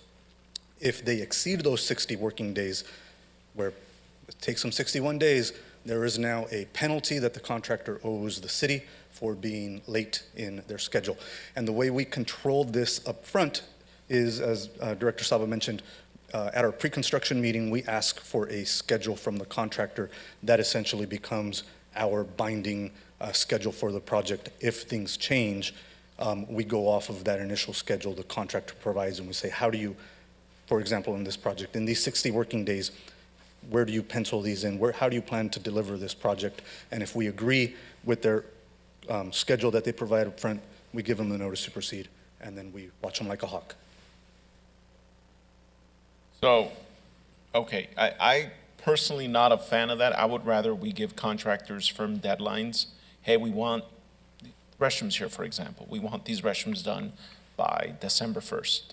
You have 2 months to install 3 restrooms. Shouldn't be that hard, right? But if now the contractor says, I could do it in 15 working days, but they work 1 day a week for the next 15 weeks, then I don't see the purpose of that. At the end of the day, we're trying to oversee these contracts and be efficient with it and deliver a service and a utility to the residents in a timely manner and limit that inconvenience. So I guess, so you would also say that 60 working days could equate to 2 years, potentially? If we reviewed and agreed with that schedule, in this case, we don't. We understand what a acceptable lead time is for traffic signal poles in today's market, and so we gauge that in. The reason why we do business this way, and just to explain it, is we advertised this project out for bids months ago. These plans and specs were prepared months ago. It takes a lot of time from when we bid this out and make sure that there's no protests, no irregularities with bids to get a contract up here for the body to vote on. And a lot of times, really, it's not practical to set a, so to speak, a December 31st date, because there's a little bit of unknown of when we actually will start. And the contractor has to provide us a bid, and that bid is official. So it provides the contractor and staff, I guess, the appropriate flexibility in time delivery to make it working days rather than a specified date. Okay. Yeah, that's something that's going to, obviously we can't really adjust that now, but that's something, I'm not sure if that's just standard policy of working that way, but I don't see that as being efficient. I know that there's anticipated delays coming from Southern California Edison, because they're sending a lot of their resources and teams to LA, and rightfully so, to deal with that infrastructure that they need to get back up online, which I understand. So I know that there's gonna have to be some electrical stuff going on in here, and I don't see, if we're still waiting on these anomalies, Southern California Edison, for other areas, I don't see this being completed by the fall. So I would be very careful in saying that this could be completed by the fall, because I could see this 60 working days being stretched out to mid next year. Just my opinion, because I've seen it a dozen times since I've been here, but those are my comments, Mayor. Thank you. Thank you, Councilor Becerra. Just one last question, and that is, so that schedule that you talk about, so we approve the contract, you then meet with the contractor to obtain the schedule. I guess what I'm wondering is, so I get that you put it out to bid, it takes a lot of time to go through the process, but now that you're at the point of bringing it to council, why wouldn't that schedule that you're gonna obtain after this vote, why wouldn't that have been done prior to the vote, just to at least give the council, kind of a, an estimate? We estimate by the fall, but as Councilmember Pelosi said, due to circumstances outside of our control, it may go into the winter. I mean, just something that would at least, maybe it's not a hard date, but again, when I read this, and it just, it's very ambiguous, there's not even a sense of, like, as Councilmember Pelosi said, 60 working days, but could that be 2 years, right? There's nothing in here that says, oh no, it won't be. We're 99% sure, 75% sure. So how could we, or why don't we get that schedule in advance? This is something we can work with the contractors moving forward to get that to you. Again, historically, what happens is the contractors, they don't really lock in their subcontractors formally, notice, purchase orders, materials, all this, mobilization work until an agreement is approved. Because until then, they don't have the legal, authority, so to speak, to get going on a project. So there's a hesitancy from the contracting world to commit to anything until there's a contract awarded. And again, in the future, I'd just like to see at least some sort of estimate rather than just a ad infinitum date, because especially with this particular intersection, the reason why this signal is being installed is because of the construction of the high school stadium over at Saddleback, which is wonderful, beautiful facility. But so if this thing is under construction during the fall and they're playing their football games at home, now I see a mess going on over there, in addition to the impacts that you're already going to have from construction. So, I mean, those are things that I think for all of us up here would like to know, because it goes beyond just simply the contractor procuring materials and doing those things, because in my ward, there's real life impacts beyond just simply, oh, today Second Stream Avenue's gone from 3 lanes down to 2 or 2 lanes down to 1. Now you've got these other bigger impacts, which again, ironically, this traffic signal is meant to mitigate. So it just would be helpful for us to see that in the future. So this is my last comment, is that, so I've been sitting here, this is the start of my 3rd year, and it's sometimes difficult to get a hold of when parameter, when things are going to be completed. And so, Mr. City Manager, I had asked that, and I think we've had a conversation about it, just tightening it up so that when we come up here, as Councilman Becerra and Penlos were saying, we know sometimes we can't meet the deadlines because things happen, right? But we need to be able to share with our constituents that a light's not going to take 2 years. And if it is, why? 200 working days, calendar days, working days. The time we sign the contract, or we approve this today, we're going to start counting, they sign tomorrow or they agree tomorrow. Are we starting to count 200 days, excluding Saturdays and Sundays? I think we just, from what I hear from the 2 council members and myself, is that we just like to tighten it up, because we live in the city, we work here, we travel here, our constituents do. And so, as Councilman Becerra was saying, football season will start, they'll still be working on it, and we'll get all the emails and the calls, which we'll send to you and our deputy city manager to say, hi, why isn't this done? So we just would like more information when these items are brought to us with tighter deadlines, if that's what I'm hearing correctly. Thank you.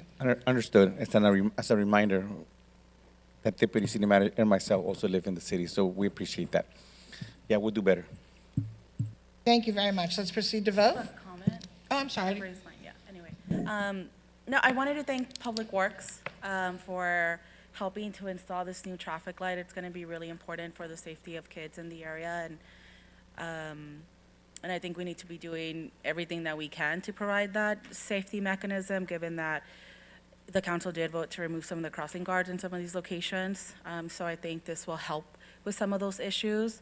And I also just want to thank the school board, the trustees, and their team for this partnership. They are paying for this fully, and they're contracting the work with the city. And so I know that I have confidence that our team is going to do a great job. And so being somebody that sits on the joint school board committee, it's a really great first step to establishing a respectful working relationship with the board. And so I want to thank them too. Thank you. Thank you. Let's vote. Mayor and City Council, if you could please try your electronic voting.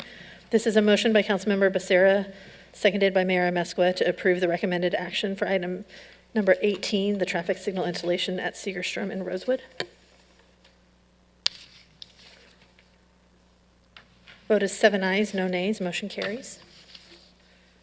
Mayor, the next item pulled is item number 29 by Councilmember Lopez. Councilmember Lopez? Yes. Thank you, City Clerk. Well, first I want to start by thanking our staff.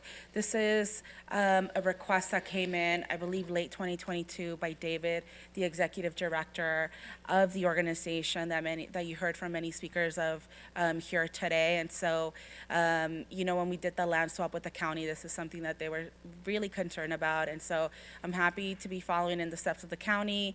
I know that they did it 2 years before us, but I, again, wanted to thank staff for bringing this item back to us so that we can finally cement and convey that this is a beautiful asset to our city that we also want to see protected.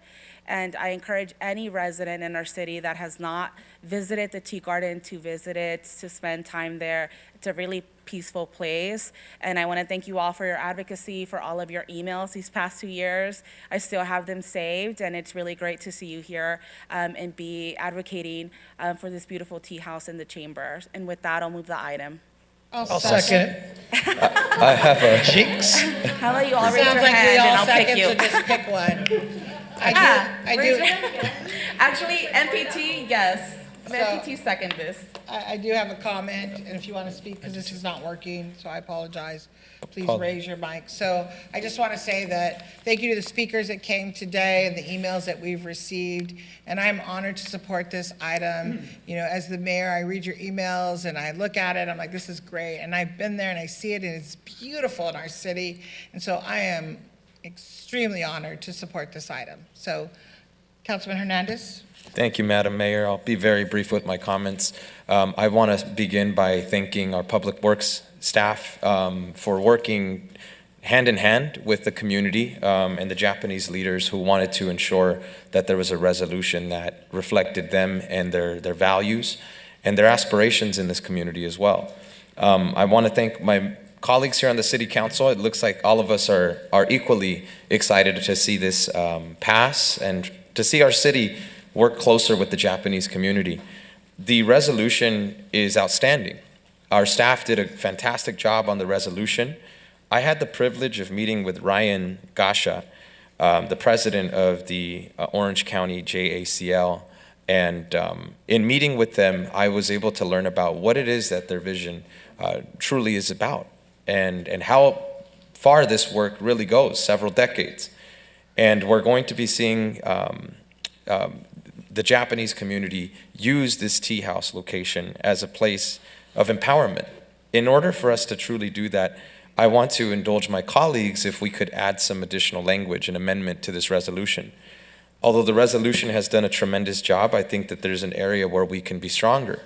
I would like for us to include this language: the Orange County Japanese community, under the supervision of the Selenoko, Orange County JACL, will be able to hold events 4 times a year at the Orange County Japanese Garden and Tea House, free of charge. In addition, the City of Santa Ana will provide services, event equipment, and coordination and support for each of these events, free of charge, to provide a unique Japanese cultural and historical experience for our community. This was language that I was provided by the organization. I would like to put a motion on the floor for us to add this amended language to the resolution. Seeing none, Councilman Becerra, go ahead. Thank you, Madam Mayor. I want to thank everybody that came out to speak and support the item tonight. I want to thank our Public Works staff and all the city staff that worked on this. I'm sitting up here today because of the legacy of Japanese Americans in our community. The first Asian American elected to the Santa Ana City Council was Harry Yamamoto. I was the second, and I'm sitting next to the third Asian American elected. So we stand on the shoulders of the Japanese community here in Santa Ana. So I want to say thank you, and I really appreciate your desire to keep that legacy alive, and right here in the heart of the city, right here in the heart of the county. As I always tell people, Santa Ana birthed this county, and it's great to have such a piece of wonderful legacy of the Japanese American community right here in our Civic Center. So thank you very much for that. Councilmember Vasquez? Thank you. I want to thank my peers for supporting this, and everybody came out and spoke upon this issue. It's a beautiful thing. History is important, and space is very much important to keep our legacies alive of the people that have been here and worked this land and worked along even the Mexican families, as we've seen, and in Santa Ana. So we really much want to appreciate and bring life to this, and I'll second Councilmember Hernandez on his motion, and I'm honored to do this. Oh, you made Yeah, Councilmember Lopez made the motion, it was seconded by Mayor I made Pro a Tem. sub-motion to keep the resolution language, but to include an amendment allowing the Japanese community to use the garden 4 times a year. Because in addition to celebrating the history, what is history without access to the space? You want to just make a friendly amendment to my original motion? Yes, that'd be perfect. Yeah, I'm happy to accept. Thank you. So I just want to ask, Mr. City Manager, the only concern that I have in supporting the item is that there are other organizations, other groups, and with the budget coming up, can you put a limit on it, Councilman Hernandez, like a cap? Absolutely, So that Madam we don't have other groups coming in asking for Absolutely. any amount? I think that would be, Absolutely. And after meeting with the leaders in the Japanese community, they requested 4 events within the 1 calendar year. And so given that they have their own infrastructured organizations that they work with, I think we leave that to the Japanese community to figure out how you want to. But I think the city would do a great service to the Japanese residents if we just provide that space at least 4 times per year at no charge. I think it really starts a strong partnership with the city of Santa Ana and our Japanese American community. thank you, so I did hear you added amount, so I appreciate that. Okay, that's fine, let's prepare to vote. Thank you, Madam Mayor. Councilman Penalosa, I'm sorry. Yeah, I have just a quick comment to the resolution, and thank you to everybody that came out to speak in support. Very happy to support this. I want to just point to Section 3 of the resolution, where it says, in the event that it becomes necessary to redesign or relocate the Orange County Japanese Garden and Tea House due to the redevelopment or for any other reason, prior to such redesign or relocation, city will consult with JACL Solonico and Orange County, and JACL Solonico Orange County will cooperate in providing recommendations for such relocation. I want to add a language that, not a sentence that not only do the staff do that, but that they notify the city council upon immediately thinking or even envisioning a redevelopment of that site, because I know there is civic center plans, and I want staff to read the room and know that this is important for us to have here culturally, and it's important for the Japanese community. So I've seen it before where staff will go 2-3 years down the line with redevelopment plans, and it isn't until somebody brings it up to us that we're made aware. So that's one sentence that I would add, is that aside from reaching out to the respective groups, staff also immediately notifies the city council that these plans are going to be taking place, so that we could then prepare and pivot if we need, whoever's here at the time is deemed so. So that's the sentence I would add. I would make a sub-motion to approve the resolution as is with that added language. Just want to make a friendly amendment. Friendly amendment. Oh, yeah, sure. I'll make a friendly amendment to add that sentence to Section 3. So much better than sub-motion after sub-motion. We're Thank doing you a for that, friendly amendment. Councilwoman. Mr. City Manager, do you have any So questions? Mayor, just to, at least to qualify times, we say 4 times, you mean 4 days? Or 4 times? Once a quarter? No, that's fine, but I'm saying the time versus 4 days. Now, we're very distinctive, what I'm talking about. It's a time, we say 4 times, Saturday, Sunday counts as 1. And I think say he that means because 4 it gets. days. 4 days. Okay, 4 because it days. gets lost, and it goes back to Councilman Peñalosa's commentary, right? We have a way of enacting something from the dais, and then we have an intention, and then we misrepresent what is being understood, and then here we are again. 4 days, and there's been a friendly amendment. You've got them, and Mayor Pro Tem has a comment. She's been waiting. Thank you, Mayor. So I wanted to just bring up something because the Metropolitan Water District actually has a relationship with, well, a history with Japanese internment. Our Cesar Barrera and I were on a the Colorado River inspection tour with Metropolitan Water District. And we had the incredible honor of visiting Poston in Arizona, which is the location of one of the Japanese internment camps, and with Director Lois Fong Sakai from San Diego. And so we got to learn a lot more about the history of Japanese internment here in America, the relationship that these public agencies such as the Metropolitan Water District and now here the City of Santa Ana has with that community. And I think that the one thing we all have to remember, whether it's with this Japanese garden, whether it's watching movies or reading books, is that this is not just history, but it is current events. And when we choose to remember and we choose to preserve the legacies of the communities that come before us and recognize their contributions to our history, to our culture, and to our city, we are doing nothing more than making sure that future generations can build upon that legacy and make Santa Ana, as well as our state, our country, a better place to be. So I recommend that anyone who hasn't visited an internment camp, or excuse me, a memorial such as Poston or Manzanar, that you do so, because I think it is an incredible opportunity, and maybe the first step would be to visit the Japanese tea garden.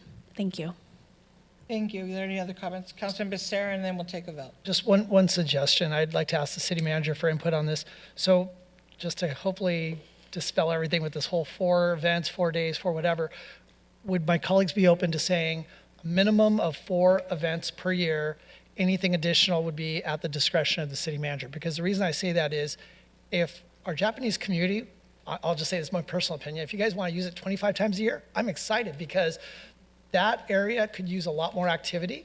You have a parking structure right there. I don't see this as, oh, they're blocking off Bristol. I don't see this as they're blocking off the 22 freeway. This is an area that if you want to activate it more than 4 times a year, I would say please do that. So I would just say— With a permit? With a permit? That's why we're going to look at the city manager and say, upon his discretion. So I would just say, if my colleagues are open to it, let's say minimum 4 times per year, but anything additional at the discretion of the city manager. I think Councilmember Lopez, there's another friendly amendment. Are you okay with that? Yeah, I mean, I would, if it was up to me, I would leave it up to the organization, right? Because I don't want to bind them to 4 events per year, but I'm fine with the friendly amendments that my peers have made. So we'll leave it up to the city manager. It's good to have that control, make sure things, other people are going to come in and ask for the same thing. I just want to be really clear on that. So let's vote at this time, please. And just confirming, Mayor Pro Tem, you agree with the friendly amendments? I'm just kidding, yes. And mine's not working, maybe it It's is. not on yet, Mayor. Hold on one moment. A motion by Councilmember Lopez, seconded by Mayor Pro Tem Fan, to approve a resolution of the City Council of the City of Santa Ana identifying the Japanese American Citizens League, Southeast Los Angeles, North Orange County chapter as a community stakeholder in the preservation of the Orange County Japanese Tea House and Garden, as amended to add language to allow at least 4 events at no cost per year, additional events to be approved at the discretion of the city manager, and language to section 3 that city council be notified by staff immediately upon any discussion or thoughts of redevelopment of the site. Let's prepare to vote, please. I'm going to be a yes. Vote is 7 ayes, no nays, motion carries. Thank you very much, Madam Clerk.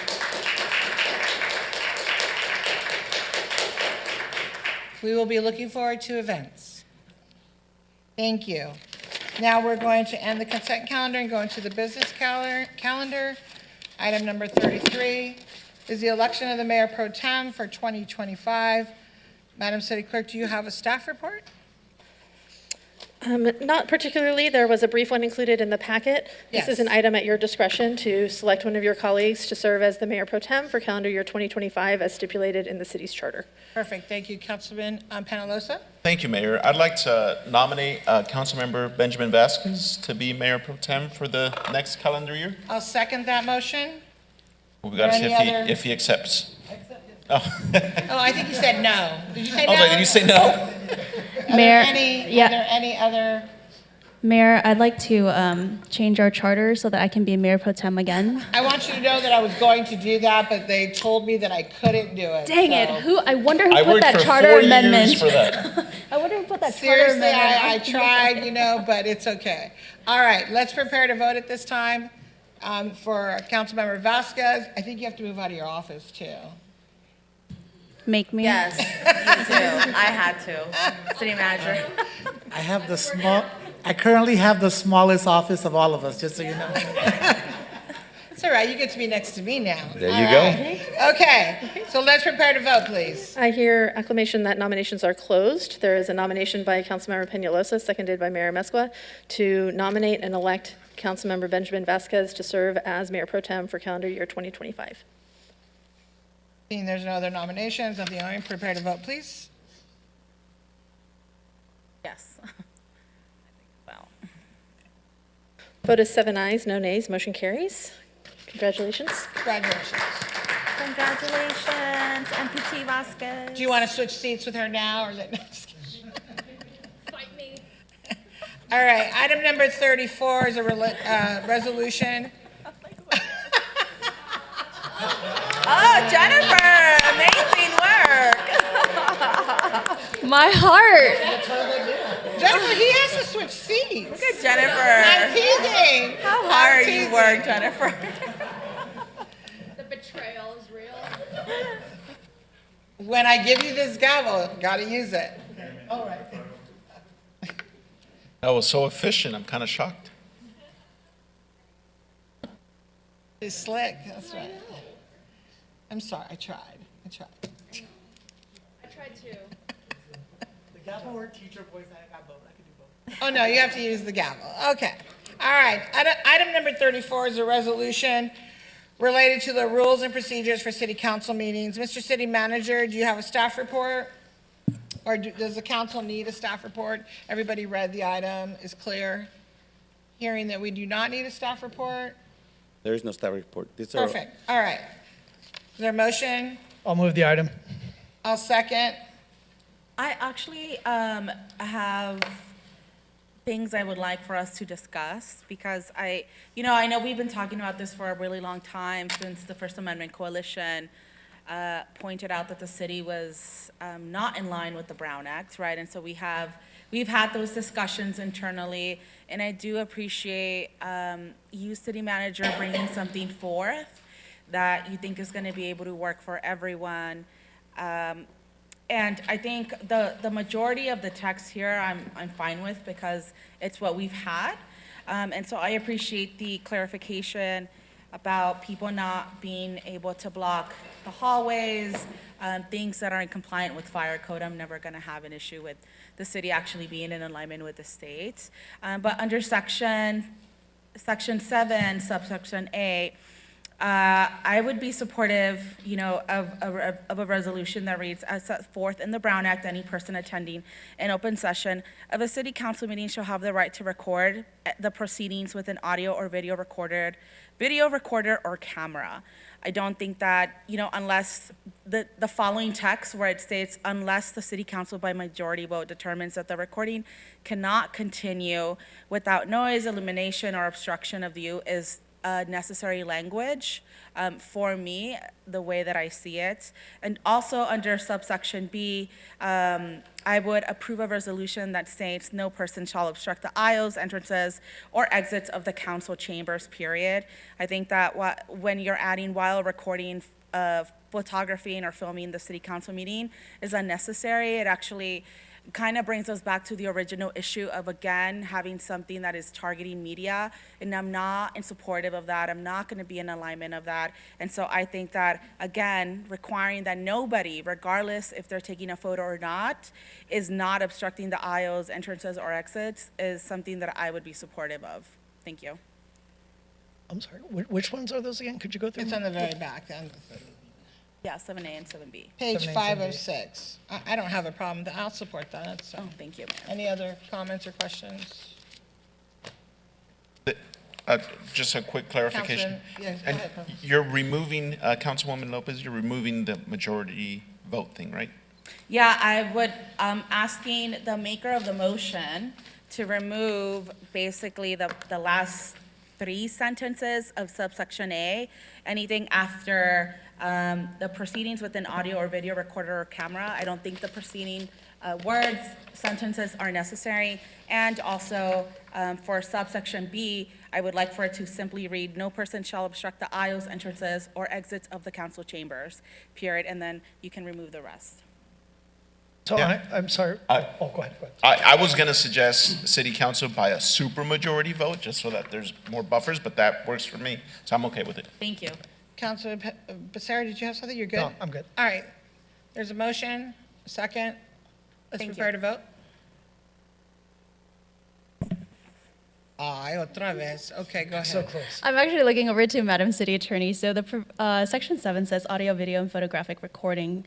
If we do make edits pursuant to Councilmember Lopez's request, shall we also just update that section? Because it seems like you're expanding the provision to say, as set forth in the Brown Act, any person attending an open session of a city council meeting shall have the right to record the proceedings, period, right?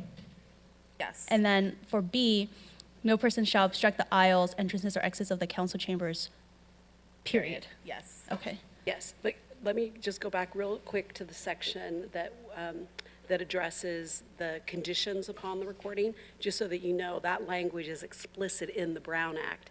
And as a city, we are preempted by the Brown Act, even though we're a charter city. So even though you might take it out of your policy, just know that in accordance with the law, the state law, a majority of the legislative body could still do that. So even though you would say this is our policy, let's just say that we did have an incident in chambers, and I was asked, can we, the council, do something? I'm going to say, yes, the state law is going to override your policy with this language. That's why it was in there. Because Yeah. it comes straight from the state law. Totally fine. I understand we can't preempt the state, but Okay. this is technically something that shouldn't even be in front of us because the council did not enact this policy. Thank you.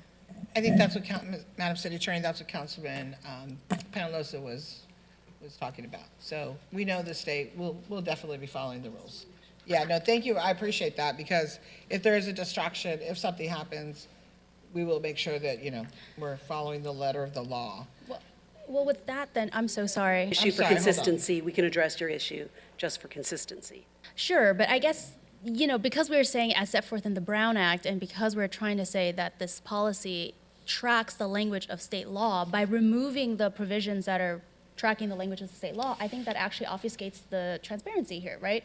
Someone reading the section might think that that's a City of Santa Ana policy, and then when we do something differently, for example, with a majority vote, a member of the public might say, well, you're violating your own policy, but in fact, we're actually following state law. So I actually would like to keep it in there because it does say as set forth in the Brown Act, and we might even in B say, as set forth in the Brown Act, no person shall. That way it's clarified that we are merely following state law. I totally get that, and I guess I just want clarity from our city attorney. You're saying that the Brown Act explicitly tells cities that, that the Brown Act explicitly has the language of unless the city council by majority vote determines that the recording cannot continue without noise, et cetera, that, you're saying that I specific can read you the language? text, yes. It says, any person attending an open and public meeting of a legislative body of a local agency shall have the right to record the proceedings with an audio or video recorder or a still or motion picture camera in the absence of a reasonable finding by the legislative body of the local agency that the recording cannot continue without noise, illumination, or obstruction of view that constitutes or would constitute a persistent disruption of the proceedings. That is the explicit language. And that is why we presented it to you, because we believe your policy should be consistent. Follow-up question. Mayor Pro Tem. So my follow-up question, Madam City Attorney, my apologies, is that obviously the Brown Act has typically is the floor for purposes of transparency. You know what? Never mind. I retract my question. Thank you. Could you read that one more time, what it said after camera? Recorder or still motion picture camera in the absence of a reasonable finding by the legislative body of the local agency that the recording cannot continue without noise, illumination, or obstruction of view that constitutes or would constitute a persistent disruption of the proceedings. So here you have, unless the council by majority vote determines that. Yes. The Brown Act is saying make a finding. To me, Well- making a finding is different from just simply taking a roll call vote or a vote.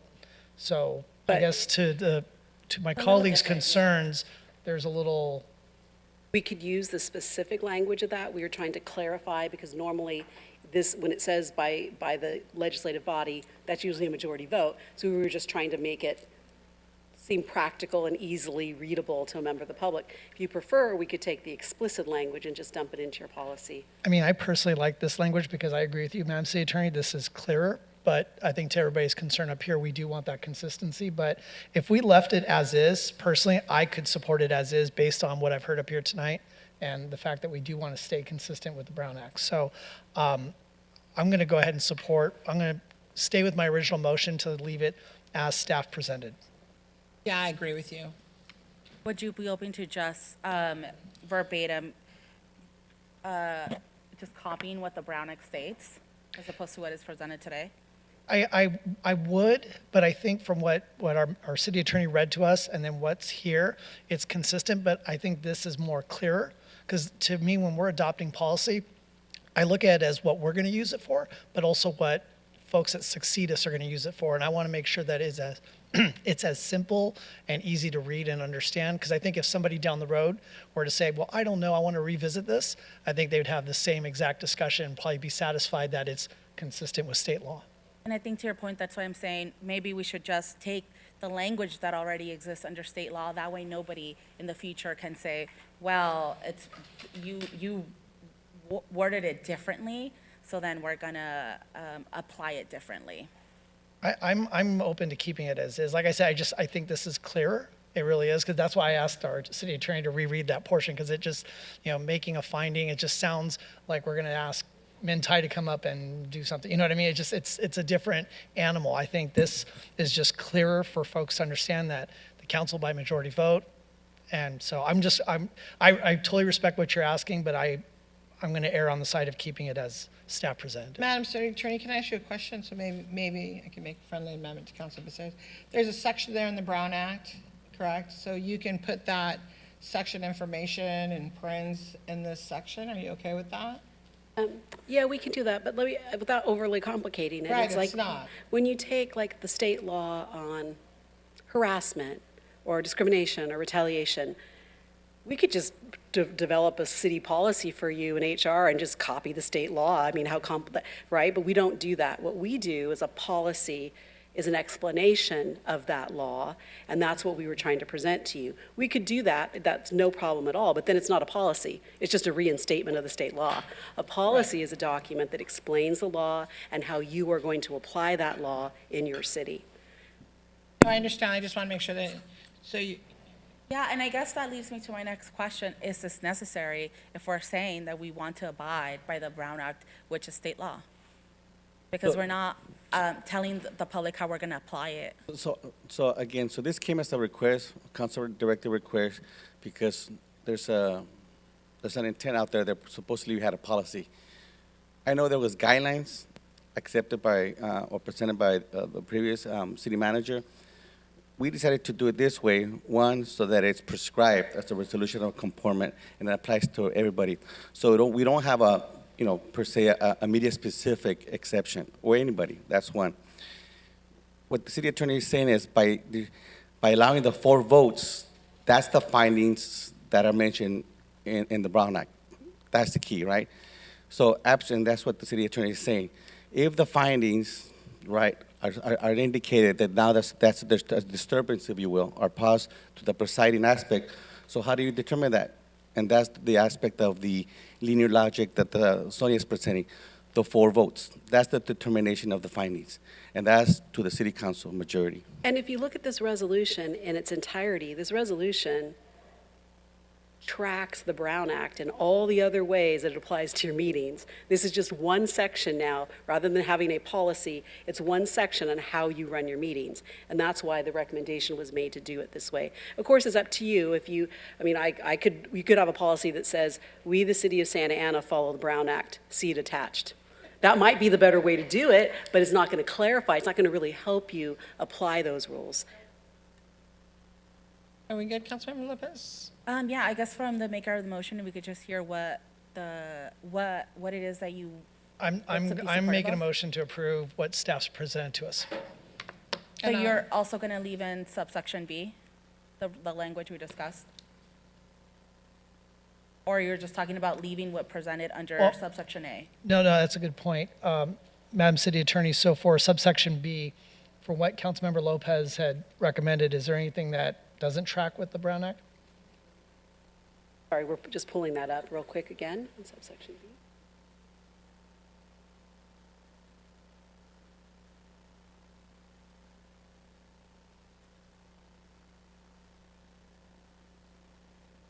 Those changes are not directly set forth in the Brown Act. That's a clarification, so those changes, if they're acceptable to you, can be made. So Councilmember Lopez, so you would want subsection B to read, "No person shall obstruct the aisles, entrances, or exits of the council chambers," period. Correct. Make sense? Okay, thank you. So, Perfect. So move to approve staff recommendation, but just with B, the one sentence, that's it. All right, Councilman Penalosa? I'm sorry. That just yeah. that just brought up because when we have public speakers, when we have a lot of them, the clerk does ask that the speakers line up. Is this going to become a thing where it's like, well, you have a policy that nobody could stand or obstruct?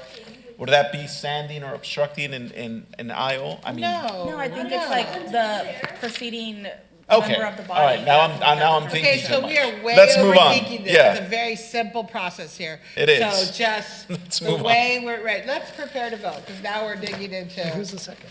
All right, we're good. Oh, I was the second. Perfect. Let's go. Let's go. prepare to vote.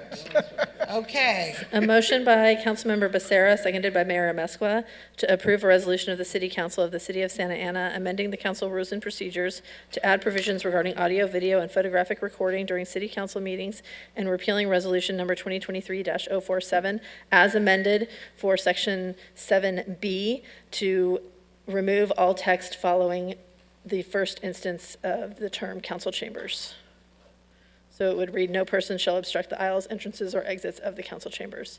All other sections to remain as presented by staff. Vote is 7 ayes, no nays, motion carries. Madam Clerk, do you need to still conduct a roll call? We're good.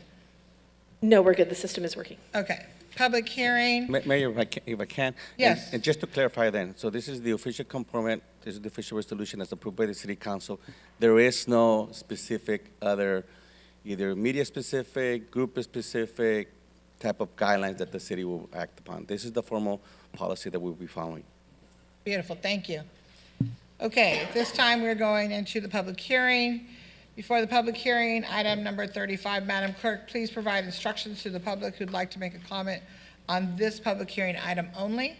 Members of the public joining us by way of Zoom or conference call who would like to make a comment for public hearing item number 35 only, please dial *9 from your phone or select raise hand from Zoom now to be called once the public hearing is opened. Item number 35 is a public hearing zoning ordinance amendment number 2024-03. An ordinance of the City Council of the City of Santa Ana amending Article 2, Use of Districts of Chapter 41, zoning of the Santa Ana Municipal Code relating to accessory dwelling units, ADUs. Mr. City Manager, may we have a staff presentation if it is needed? City Council, do you need this presentation? Everybody read it? We're good? Sounds like we all are. Are there any questions or comments by the council at this time? Please raise your mic, because I can't, this is not working. Councilmember Lopez? Yeah, no, just a quick comment. Happy again to be, keeping our zoning code up to date with state law. But also just want to share with our community that the trust, the Housing Finance Trust, is rolling out an ADU program. And so we'll be sharing that information with our constituents and in partnership with Cal Optima, because they recognize the significance, importance of housing and residents having stable housing and affordable housing as well. And so we're happy to share that information out as to how our constituents can apply for the ADU program. Thank you. I now open the public hearing for members of the public that would like to provide their comments in person and virtually. Madam City Clerk, do we have any speakers? Mayor and City Council, there are no in-person speakers, there are no speakers on Zoom, and we did not receive any e-comments related to this public hearing. Thank you. With no further comments, I hereby close the public hearing. Any council members have additional comments or questions? I'll make a motion to move the item, Madam Mayor. Thank you very much. I'll second. Let's prepare to vote, please.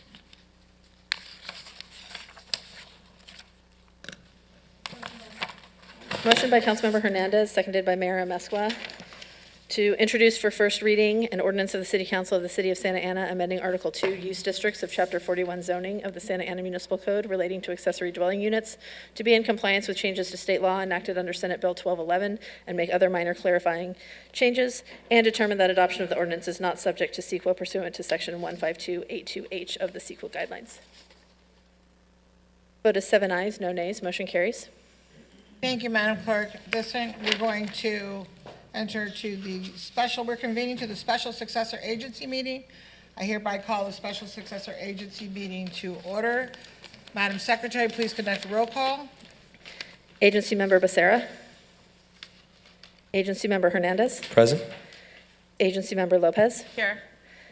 Agency Member Peñalosa. Present. Agency Member Fan. Here. Vice Chair Vasquez. Present. Chair Amesqua. Present. 6 members present, that is quorum. Thank you. Madam Secretary, are there any additions or deletions to the successor agency agenda? There are none. Thank you. Madam Secretary, do we have any speakers for the items within the special successor agenda? We do not. Any council member wish to make a motion and a second? Please I'll make- announce your name for the record. I'll make a motion to move the items. This is Councilmember Hernandez. I'll second. Second by Councilman Peñalosa. Let's cast our vote, please.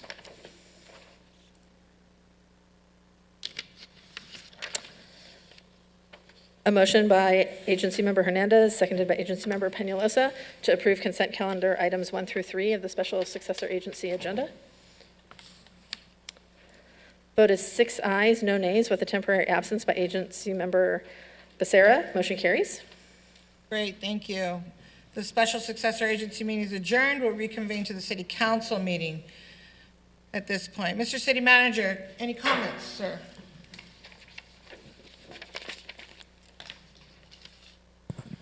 We want to make sure we invite everybody to Saturday to the TED Festival. And at Centennial Park from 1 to 6, right? That's it. No comments. I'm sorry, I caught you off guard. You want me to come back to you? Okay. Councilmember Hernandez. Thank you, Madam Mayor. I just want to begin by thanking our city staff for organizing today's council meeting. I want to thank our members of the public who came on out, and I want to invite each of my neighbors to come out to the TET Festival that is happening this Saturday at Centennial Park. It'll be occurring from 1 o'clock to 6 o'clock p.m., and please spread the word. This is one of our brand new events, and we're excited to see our neighbors in large numbers. Just want to also wish my daughter a happy 15th birthday. She turned 15 January 4th. We had a quinceañera. It was really beautiful, and I wouldn't be an elected official if I wasn't a father. Being Evany Maya Hernandez's father is the very reason why I decided to get involved in my community. And to my daughter, I just want to say thank you for being such an amazing young lady and a tremendous student and a powerful artist. I'm proud to be your father. And thank you for being such a beautiful little human being. Thank you. Councilmember Fan? That also took me off guard. I was going to say MPT, but... Well, I hope everybody had an amazing holiday season as well as a great start to their new year. A couple things. I do want for us to commemorate former President Jimmy Carter, who passed away at 100 years old this year. For those of you who don't know, the Vietnamese American community, as refugees such as myself, came to the United States of America through the grace and openness of President Carter. Despite the fact that the majority of Americans did not want to accept Vietnamese refugees, President Carter said, let them come. And because of that generosity, our community has built a home here, away from home. We have thrived, and we are working to, every day, continue to contribute to this great country. So I do want to say that, and I hope that all of you can learn more about President Carter and think about his contributions to this country as president as well as after. With that, I hope that everybody has an amazing Lunar New Year. It will officially start, New Year's Eve is the 29th, or the 28th going into the 29th. But that you all come out this Saturday to the Santa Ana Tet Festival at Centennial. We will all have a great time. And then the next weekend, go to the UVSA Tet Festival in Garden Grove, where we'll also have a booth out there. So with that, have a wonderful evening, and I'll see you soon. Thank you, Councilmember Fan. Councilmember Lopez, please. Thank you. Well, first I want to thank staff. What a beautiful agenda. I mean, I'm going to be home before 9, so I'm very happy about that. But thank you for your work, staff. And so I also want to invite the public to join me and other community members for Santiago Creek cleanup on Saturday, January the 25th from 9 a.m. to 12 p.m. And we've been doing these park cleanups, creek cleanups for more than 4 years now. And I think it's important that the public understand that it might seem like we're just cleaning up one particular area of the city, but we're actively stopping trash, debris, and invasive plants. You know, one of the items that we pick up a lot is styrofoam and plastic from the creek. And so we're actively stopping all of this pollution from ending up in the Santa Ana River, in the wetlands, and ultimately in the ocean. And so I encourage you to come out, help us pull out some dead weeds, pick up any trash that you'd see, not just in the creek, but in the park. And we want to thank our county partners, the Office of Supervisor Sarmiento, for sponsoring this event, and Caltrans for their partnership as well, something we really have worked hard to establish from our office. And I think, you know, I keep thinking about the chaplain's words earlier on in the meeting, and this is a moment in time that, and I agree with him, that all of us can be first responders. Our immigrant community, our refugee community, our Latino community at large is under attack, and I implore residents to get educated, to learn their rights, and to stop and think before you share anything on social media that is not going to be helpful, factually correct, or that is only going to incite panic in people. We're going to need people who want to learn how to take legal notes at ICE enforcement actions, and people in general that have a good heart and that understand that this attack on our community is wrong for so many reasons. I hope that I don't have to remind people, but I'm happy to do it. Refugees and immigrants bring invaluable contributions to our economy. They enrich our culture and embody the values of resilience and hope. Programs like refugee resettlement, asylum, and family reunification are essential not only for those seeking safety, but also for building stronger, more vibrant communities. Please know that I, as a council member, will continue to advocate for initiatives that protect and uplift our immigrant and refugee neighbors, promoting unity and equity as central pillars of my work. I hope that you will all support each other, uplift one another, and ultimately, in these very dark times, that you help protect the public from the new administration's attack on our hardworking community. And to this extent, City Manager, I'm requesting that our city's website have an informational tab providing factual information about reminding people what their rights are as folks that live in our city, in this county, and in this country, sharing a list of legal resources that exist, partnerships that we already have, that we contract with, and many other resources that my office is happy to share with you via email after tonight. And last but not least, I want to wish everybody a Happy New Year. I'm super thrilled to be welcoming the Year of the Snake, and happy belated birthday to Ebony. What a wonderful accomplishment, her quinceañera. Congratulations. Thank you. Councilman Penalosa? Thank you, Mayor Mesco. I just wanted to wish everybody a Happy New Year, happy to be back. Also, happy birthday to your daughter, Councilmember Hernandez, who shares a birthday with my daughter on the same day, January 4th. Good day, the Capricorn girls.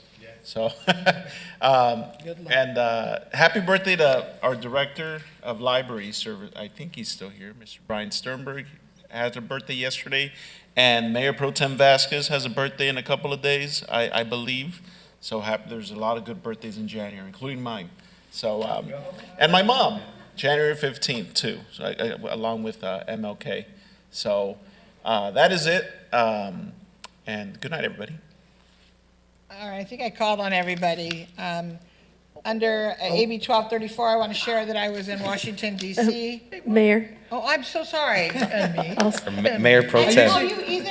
I usually go first. I think Mayor, Councilmember Lopez said, "Oh, we're going to end soon," or somebody said that. I was like, "We're out of here." I apologize. Let's hope so. I was really excited to get out. Councilmember Becerra. Wow. Well, I am not as good as Councilmember Pelosi at remembering everybody's birthday, so I'm just going to wish all the January birthdays a happy birthday. While I may remember some historical things, Councilmember Pelosi is a Lent trap for everybody's birthday, so thank you for doing that. I'm going to be hosting my next monthly community office hours on Saturday, February 8th at 10 a.m. over at Sandpoint Park on MacArthur and Birch.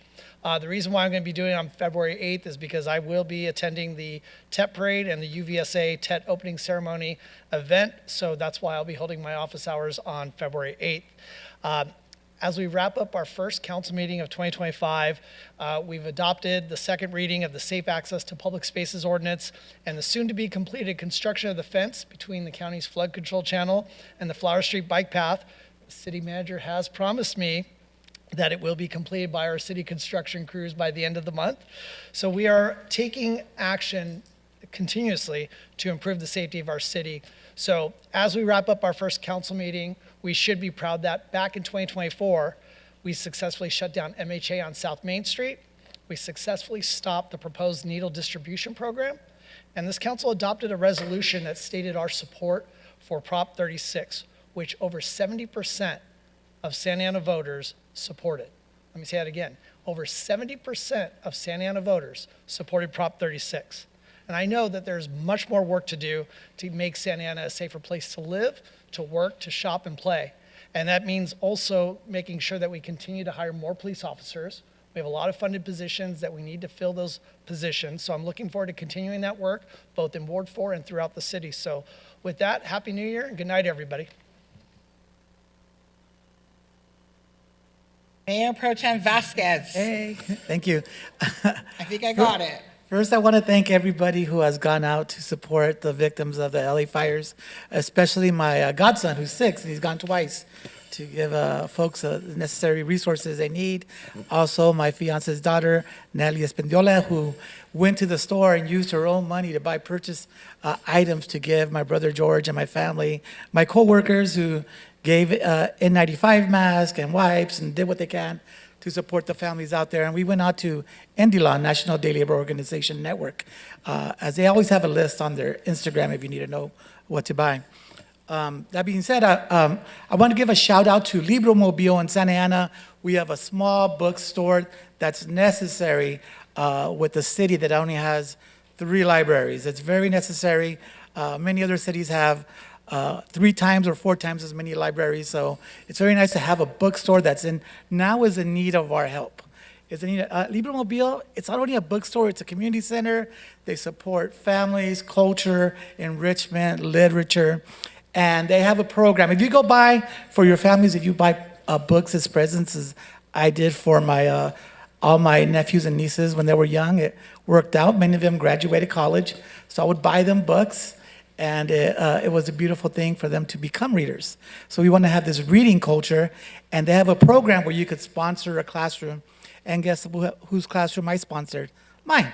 But all my students are able to go and get a book, and I'll pay for it later. I'm like, just go pick up a book, tell them Vasquez sent you, here's my card, and let them know I'll buy you. So if you want to sponsor a classroom at Martin Elementary, Pio Pico, at Lowe, at Lathrop, at Hedinger, what school was, I'm forgetting, Roosevelt, Monte Vista, Diamond, Carr, Carl Harvey, Valley High School, all in the area.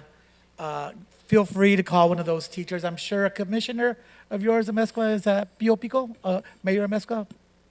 Mayor Amesqua, yeah. Is a commissioner in a 5th grade class of beautiful children. So if you want to sponsor somebody, sign up, as I already sponsored mine. I also share a holiday with an officer who's been retired and unfortunately has passed away in Santa Ana. His name is Jose Vargas, born on January 25th. Jose Vargas was known as the best hire of police officers in all of Orange County. And if you pass the community, the Police Community Outreach Center, you might see a dedication to him. He came to work in Santa Ana Police Department and worked very hard to earn the respect and care of the community. He worked with the community to find him resources. He would walk, his daughter, I know his daughter Jeanette Vargas, and she said he could walk down the street and people loved him because he would find them jobs. He would figure out what they needed and supported our families. He won an award from the International Association of Chief Police. Jose Vargas was special. He was born in Mexico and he came on here undocumented. He was an undocumented child, much more like our Chief of Police now, Rodriguez, and the work that you've done to become a Chief of Police, as from an undocumented youth to now our Police. Jose Vargas was deported 15 times. He was chased by police, and he took on this role that he wanted to be a police officer. And he did. He became a police officer, and we were able to have him here in Santa Ana. He worked in Anaheim for a moment, and while there, they had an immigration agent at a jail. And he went to speak to get the immigration officer out of the Anaheim jail. And he stated this when he said that people do not understand that we come to this country to make this country great. We search for the American dream. We contributed to something. These are our neighbors and the possibilities of the people who are around us, right? So I say this to our residents.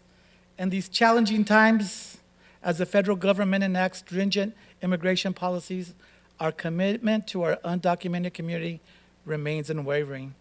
Santa Ana has a proud history of supporting all its residents, exemplified by our sanctuary ordinance, which safeguards immigrants' rights. We recognize the invaluable contributions of our undocumented neighbors, which enrich our city's cultural and economic fabric. Despite national directives, we will continue to provide essential services and uphold policies that protect and include everyone.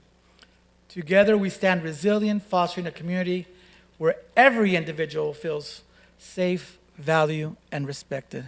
Thank you.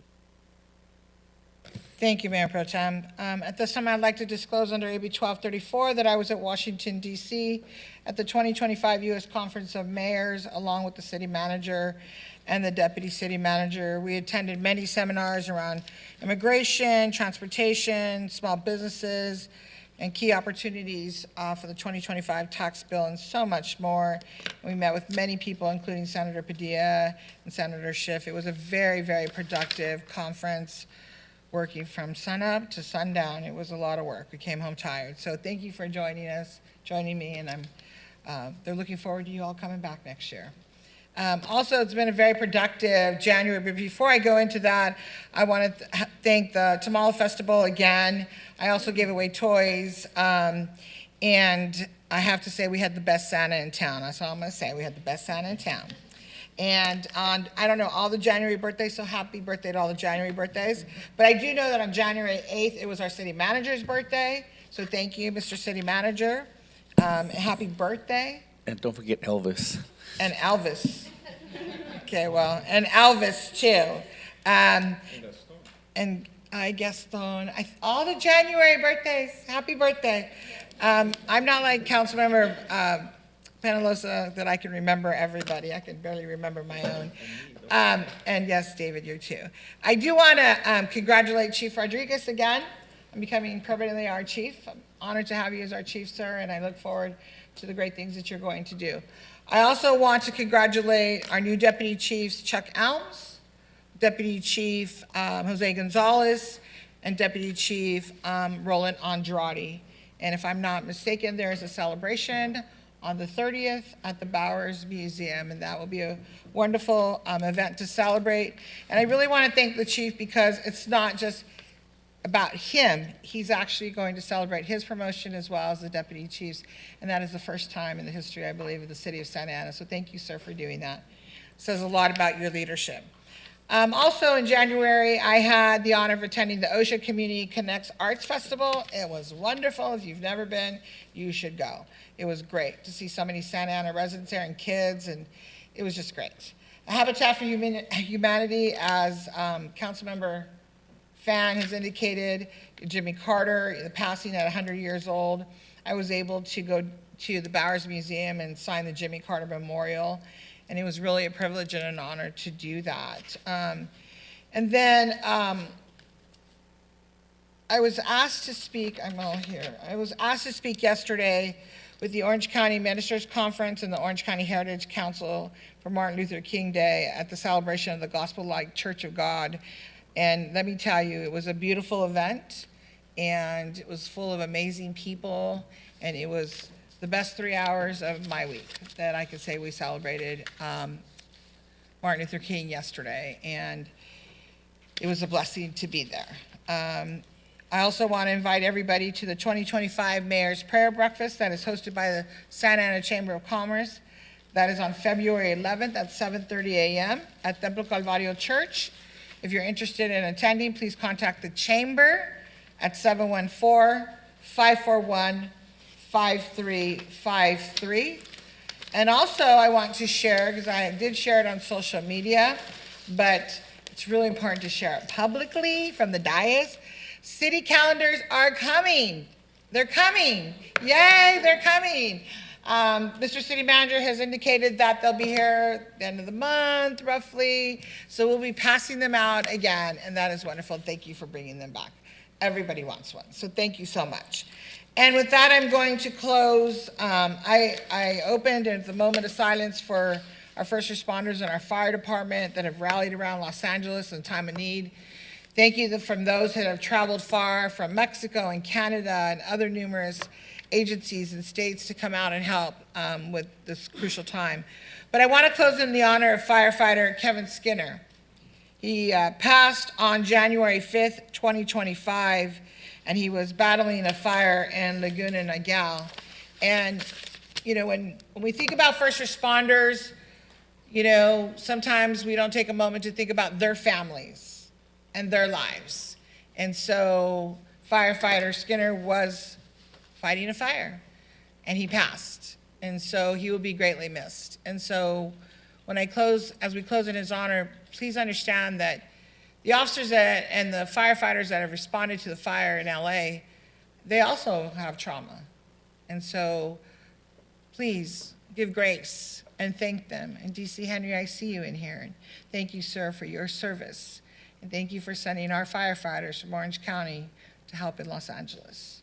That means a lot to us. And so with that, again, I will close in honor of Kevin Skinner, who passed on January 5th, serving all of us. Thank you.